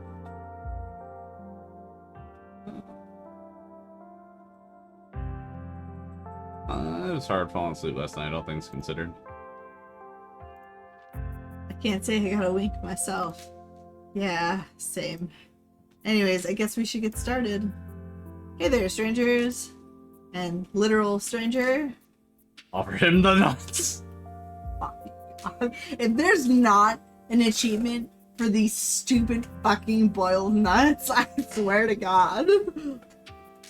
And I don't want to look it up because I think I know, I'm scared. Offer him your boiled peanuts. You send a bag of peanuts to the librarian in a gesture of friendship and good faith. I don't know what to say. Is this a gift? I'm allergic to peanuts. Not seriously allergic, but they give me a rash. Hey, Oscar, this is Todd. You know, Tabby's cousin. The nutty one. Oh, I should have known you were Scarlet. You look so much like Vivian. Not that I knew her very well. I was still a little kid when she left. But that Scarlet resemblance, it's, strong. What does that mean? I'm Oscar Gutierrez, Chief Librarian and only librarian. Oscar's amazing. He practically built this library from scratch. Yeah, I'm a little jealous of what the kids around here get to grow up with. They don't know how good they got, or they have it. Back when I was in elementary school, all the library had were a couple of shelves of boring books donated by old people. Y'all are too kind. But speaking of kids, have either of you seen Rosalina around town? I don't want to be a helicopter dad, but she hasn't been answering my texts, and I wanted to make sure she isn't getting into trouble out there. You want that guy's beard? It is pretty luscious. I do enjoy the salt pepper look he's got going on there. Like a little bit of bread in her chair too. I do. Yeah, I do. What? Nothing. I do. You know the crowd she hangs that around girl. with. They're good kids at heart. I'm sure they're just up at the old Maxwell place doing teen stuff. I went up there plenty of times in my day, but I'll be sure to keep my eyes peeled. What's the old Maxwell place? It's this great old abandoned spot. We used to hang out there when we were teens. I can't believe I used to be so reckless. The floors there were like Swiss cheese. I should really have a talk with Rosalina when she gets home. It's smarter than anything. She can take care of herself. Street smarts. So that's what you want? Yeah. Kids are smarter than you think. She can take care of herself. You might not want to let her run off like that anymore, though. It's not as safe as it usually is around here. Is that so? Kanika's right. There's some weird stuff going on in the woods. But that's actually why we came in today. Have you heard of a creature called ditchlings? They're a type of cryptid that shows up around places on the brink of disaster. They kind of look like the Pillsbury Doughboy with a creepypasta. Yeah, that's fair. Kanika's mom told us about them last night after seeing some footage we got in the woods. Ditchlings. Doesn't ring a bell. Dang, worth a shot. Okay, if you were, say trying to predict a horrible disaster that might befall our town, where would you start looking? Well, they say history repeats itself, so I'd probably try and figure out what sort of disasters this region typically falls prey to. Or should I be worried about something? I don't know yet. I'll be right back. Gonna nab some more books. Pretty sure Stella's barking up the wrong tree, Oscar. I don't think you have to worry about any horrible calamity befalling the town. But she's right about the weird stuff. There's definitely something unusual going on out in the woods. I can't. Woods. I would mention the wildlife. It has been brutalizing the local wildlife. I don't think it's safe. I'm gonna try calling Rosalina again. I'm sure she's fine, really.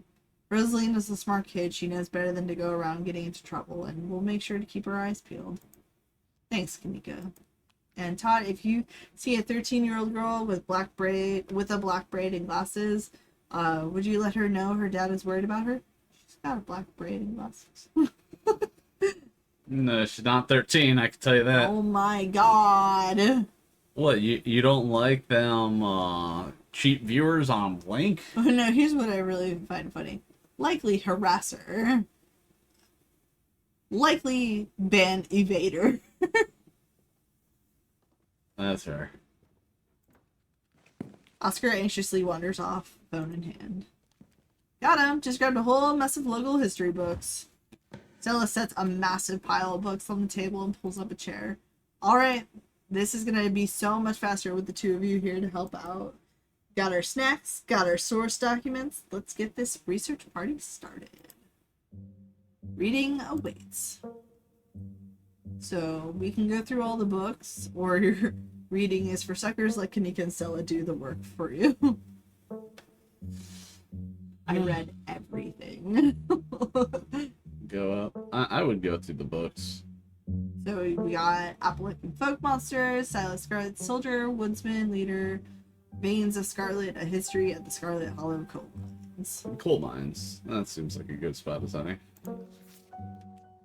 Forced into retirement at age 50 due to a war injury from his time in the Indian Wars, exacerbated by his short stint serving as a captain in the Confederacy, Silas Scarlet also lost his eldest two sons to the bloodiest of wars, leaving his third eldest son, Andrew Jackson Scarlet, to take charge of the mine. Under his leadership, the mine prospered, undoubtedly in part due to the growth of the railroad industry, managed to evade the coal union for decades, making them one of the most profitable mines in the country. Andrew Scarlet built the surrounding town into what it is today, with expensive stone buildings, a bustling main street, and overseeing it all the elegant Scarlet estate that was, until 1895, the largest and finest feat of architecture in the region. Culminating in the tragic collapse of 1918, it is found that Charles Shaw, the co-manager of the mine, had loosened security measures to increase production during World War I, resulting in a fatal collapse and the deaths of over 160 men and boys, some as young as 10. The casualties include Andrew Jackson Scarlet's son, Theodore, his brother Enoch V, or Enoch V, I don't know, Enoch V. Scarlet, who had taken over for their aging father during the bustle of the war, managed to pull the mine from the brink of ruin, thereby saving the town. So this is how your family made its fortune. The Scarlet Soldier. Silas Scarlet Soldier was Silas Everett Scarlet was born to Colonel Everett J. Scarlet in 1818, one of the 12 steel buildings. He grew up in eastern North Carolina during a tumultuous time in the state's history, and not much is known about his life before he joined the army in 1836. He quickly rose through the ranks, in part due to his father's connections, but also due to a particular ruthlessness, for which he received the nickname Bloody Silas Scarlet. The federal government granted the now Captain Silas a tract of bounty land in exchange for his service in the Indian War, and he settled into the hills of North Carolina in 1841. That land would become Scarlet Hollow, but it started as a simple log cabin built by Silas, owned two hands, occupied by his family of 10, Silas, his wife, Mary Joseph Scarlet, and their 8 children. Mary Joseph Scarlet. Logging business brought many workers and fellow landowners to the hills, but it wasn't until Silas discovered rich seams of coal running underneath the entire region that Scarlet Hollow was really put on the map. He saved what he could and brought the surrounding hillside at a great discount, cleverly hiding what he knew about the land's true value. Thus, he had all the resources to found Scarlet Hollow's now famous coal mine. You're finished with this one. Appalachian Folk Monsters. You just want me to keep reading, don't you? I mean, yes, but also I am curious. I am listening. A few entries catch your eye. So, Wampus Cat, Tommy Knockers, Talipo. Here, actually, let me... So, we can look at the Wampus Cat, a large cat-like creature with a loud, howling voice, often said to sound like a woman crying out in pain. Tommy Knockers, enigmatic cave-dweller creatures primarily known for causing mischief. Or Talipo, a small creature with long tail and wide yellow eyes. The first one. Wampus Cat. Often linked to Cherokee legends, some cite the Wampus Cat as originating with the story of a woman who sought vengeance against a monstrous cat demon for driving her husband mad. She hunted it down and, by wearing a bobcat mask, tricked it into using its own vile magic on itself, freeing the people of the region from its evil. Others say the creature comes from the story of a woman who wore the pelts of a wild cat to witness forbidden hunting rites. The hunters of her village gathered to perform the rites, and she watched in secret from underneath the cat's pelt, but was soon discovered. For her indiscretion, she was fused with the pelt and transformed into a creature that was neither human nor cat, forced to wander the wilderness alone, feared by all. Her calls are those of great sadness and serve as a warning to anyone who dares goes against tradition.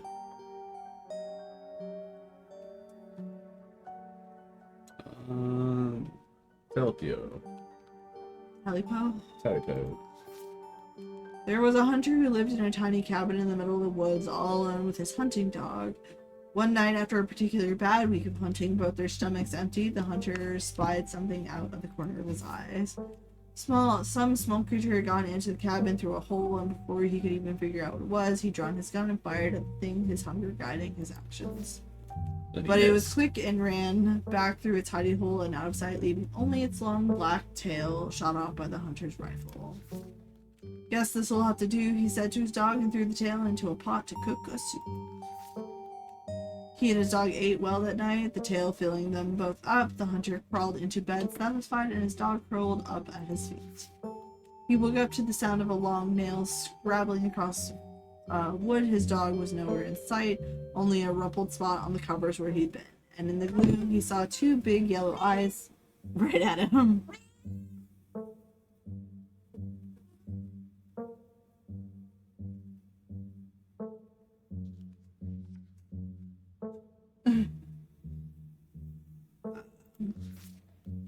I want my Talipo, a high, hoarse voice croaked from the darkness.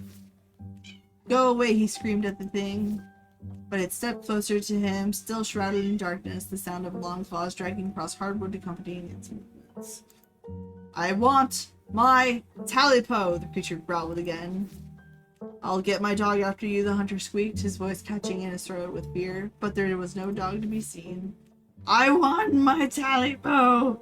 Before the hunter could so much as scream, the creature leapt from the darkness, long claws stretched out towards the hunter. No one is sure what the creature did to him that night, but the next morning, all that remained of the hunter, his dog, and his cabin was a chimney standing alone in the woods.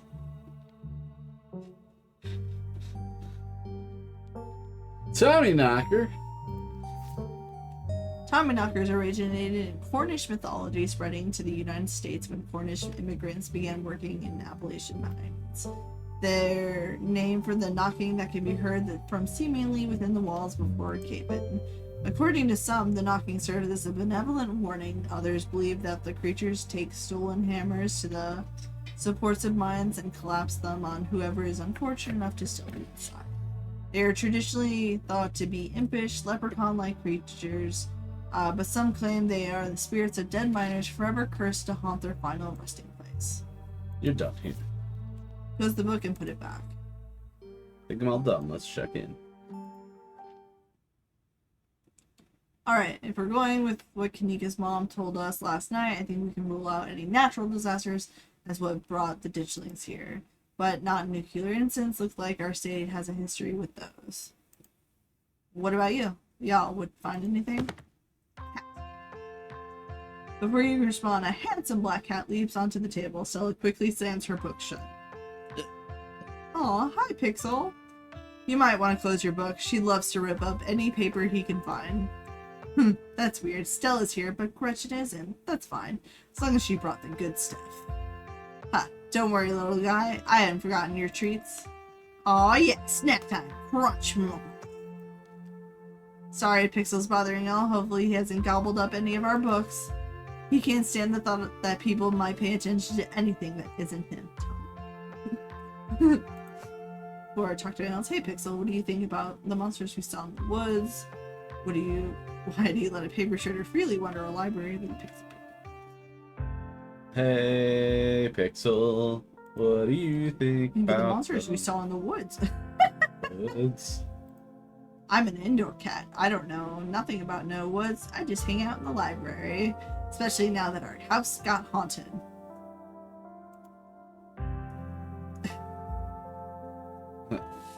Say, wait, your house is haunted? House is haunted? What? Hey, how'd you know? What? Pixel told me. Pixel told me. Tot is either psychic or they can talk to animals. It's a long story. No comments. We've been living in the library for a little bit. It's been great. Way more snacks. Way more scritches. Except sometimes there's too much scritches. Hold up. What kind of haunting are we talking about here? Unexplained noises? Objects appearing in strange and unfamiliar places? Aw, Oscar, don't get her hopes up like that. Nothing like that. Sorry. The floor in my bedroom just keeps seeping blood And I've seen a strange figure in the hallway a couple of times. Wait, you've seen a full body apparition? Can I see it? Stella, it's probably just a dirty pipe or something. But what if it's a ghost?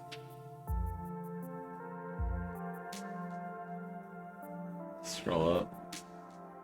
It's totally a ghost that's busted. Busted. It's worth looking into. Y'all are more than welcome to check it out. Maybe tomorrow night? Yes, we'll be there. Yeah, that sounds like a fun way to spend an evening. Can't wait to get spooked by some creaky pipes. So why do you let the paper shredder roam? Why do you let a paper shred freely wander a library? Why don't you mind your own business? Have you seen this little guy's face? How could I say no to that? Leave fix will be. It's a very valid reason. You decided to be fixed. Cat curls up at the table, fast asleep. Alright, I better get back to shelving. Let me know if y'all need anything. Any luck with Rosaline? But the one you want, order.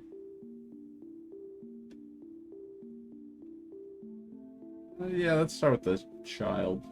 Let's make sure they're okay. Any luck with Rosalina? Not yet. I knew a teen would be a handful, but I didn't think it'd happen overnight. I'll probably head out once y'all are done and check in on her usual haunts. Do you think a cult's here? You lean quietly and whisper to Stella and Kanika. Do you guys think that there's like a cult here? I actually knew this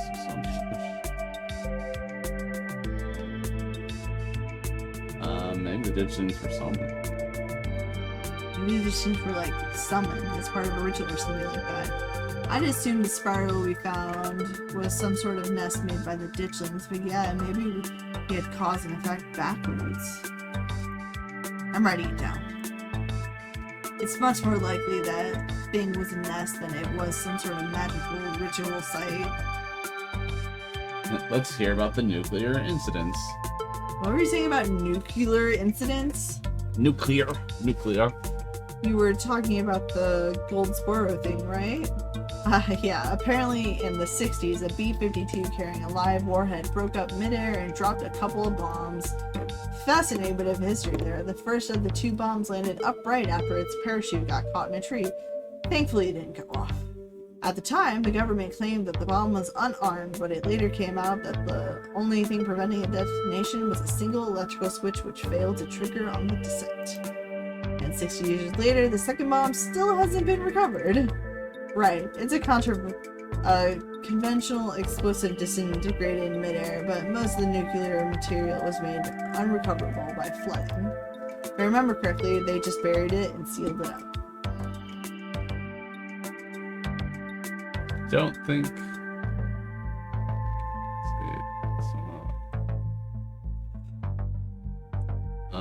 I don't think disarm a nuclear bomb is part of our skill set.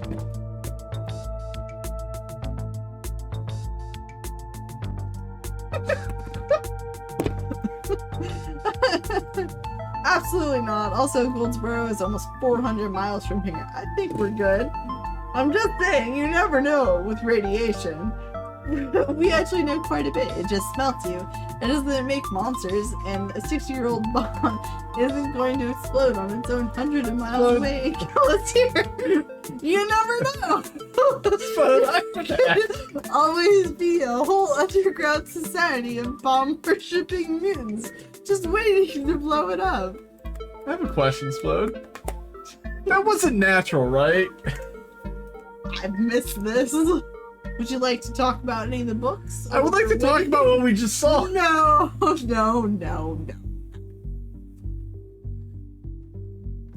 you like to That talk? like slid off over there. It was a ghost cat, just Tot was using their. Look at there.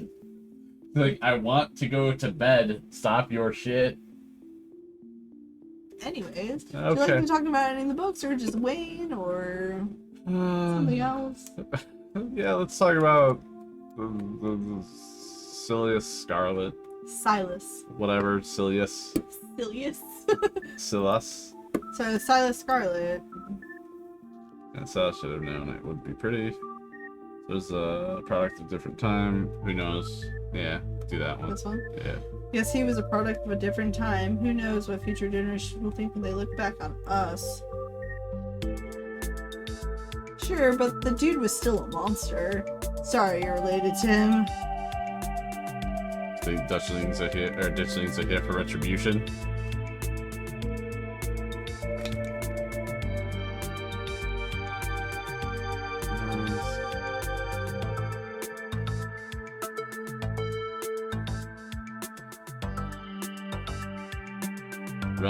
Retribution. You think the Dishling's here for retribution? It seems tenuous. Assuming Kanika's mom is right, they're here as an omen, not because they're going to do something themselves. And I think we know how I feel on the matter. Veins of Scarlet. How about the coal mines here? Kanika visibly shudders. I get cold sweat just thinking about being in a place like that. I feel for the guys who work up there. I could never. Speak for yourself. I love a good crevice.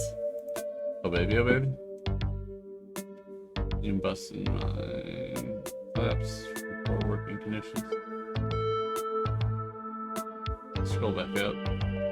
It's like there's a lot of options. No, I know, but I finish reading. Okay, you can scroll down.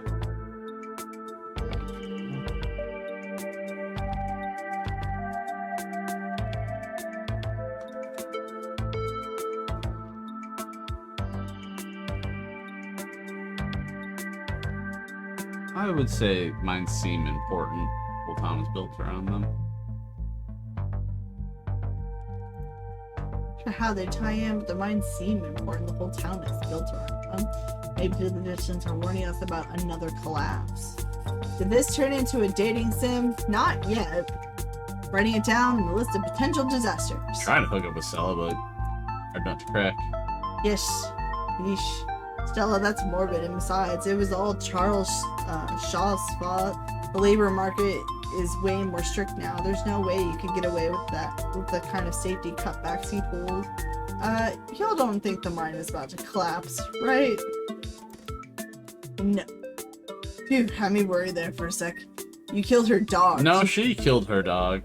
We offered to kill her dog. I hate to give Tabitha any credit, but the mine is safer now than it was back then. You never know. Because Shh. Appalachian folk monsters.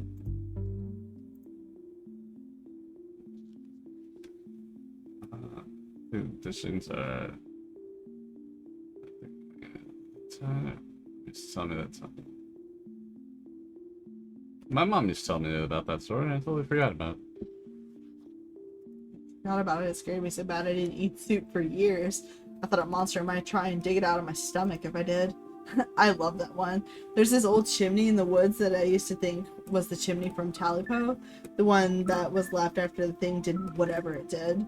Now I know that's just because chimneys don't burn down and wooden houses do. That doesn't mean it's not the chimney from Talipo. I've camped out there a couple times and seen some pretty spooky stuff.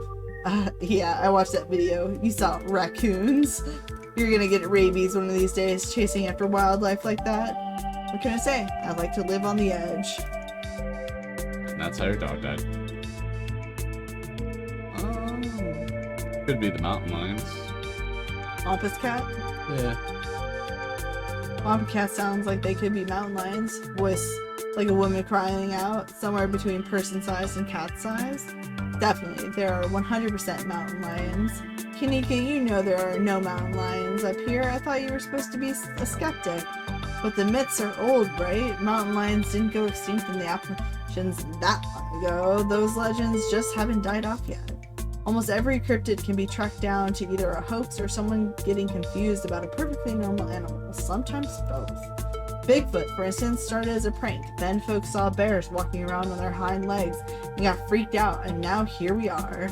You'll eat those words when I get the first clear footage of a Bigfoot. If you manage that, I will print out a piece of paper that says Bigfoot isn't real and literally eat it, I promise. I'm holding you to it.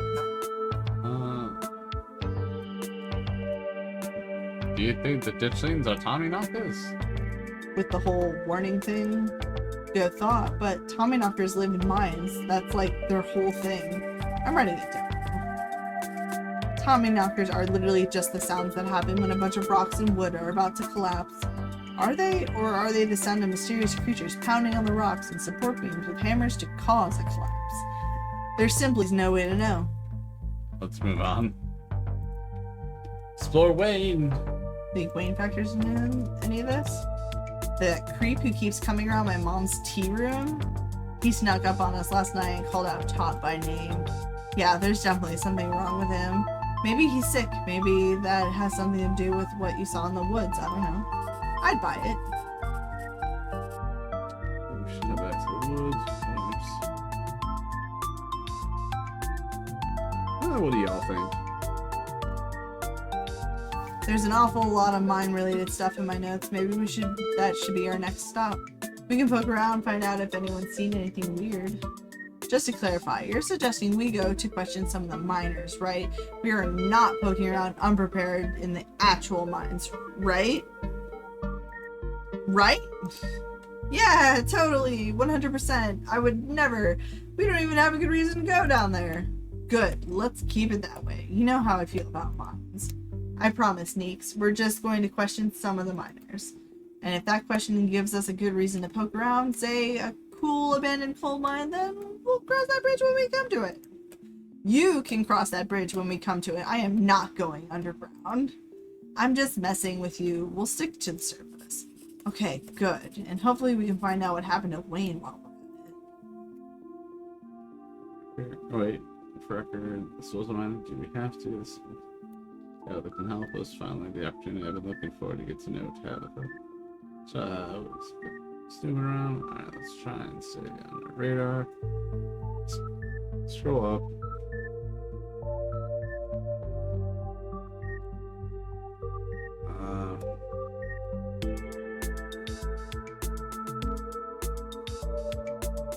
Go get up to know Tabitha. This one? Yeah.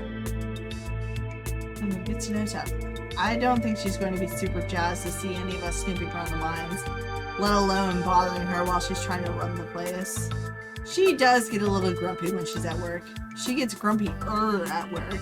I'm pretty sure snark is that girl's baseline level of existence. Chatting over dinner might be a better way to get to know her.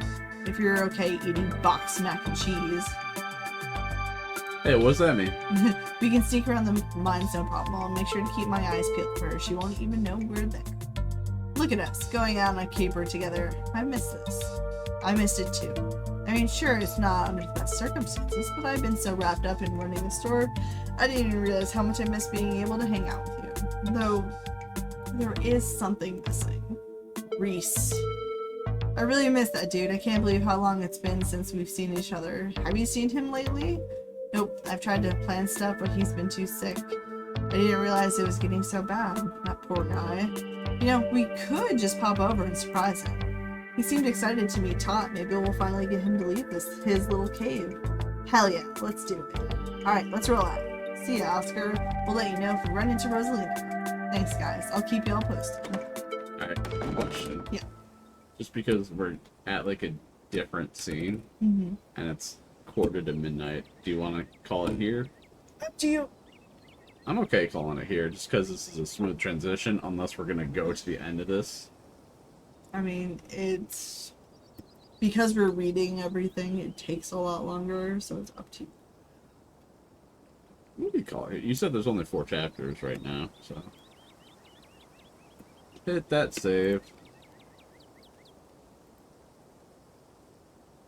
We'll just start. Wow, you have a lot of save stuff. I only have No, I'm in saying mine. you can go up to a lot. Yeah. 11. Thanks. Alright. His home stands at the edge of the forest, a wall, an isolated buffer cushioning the rest of the town from an unending wilderness. Alright, well, we will learn more about this. Keep going. Oh! Yes. No one saw anything. Offer nuts! Oh, Lord. Wow, that, like, sped it up. Keep going, bros. No, Ninja said no. As Splod's already dove into her bed. I'm petting Todd.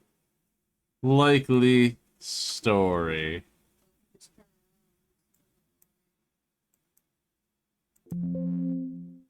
Likely story.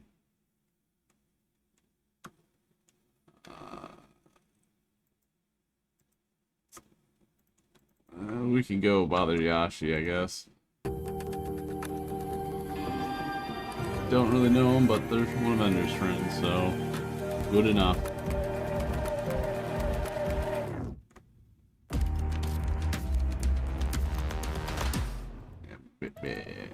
Oh god, it's so close. my god. Alright, so until Also, next but turn time, fire. I'm actually quite interested in the story, so good call, Splode. Everybody blame Splode for it. Until next time, good night!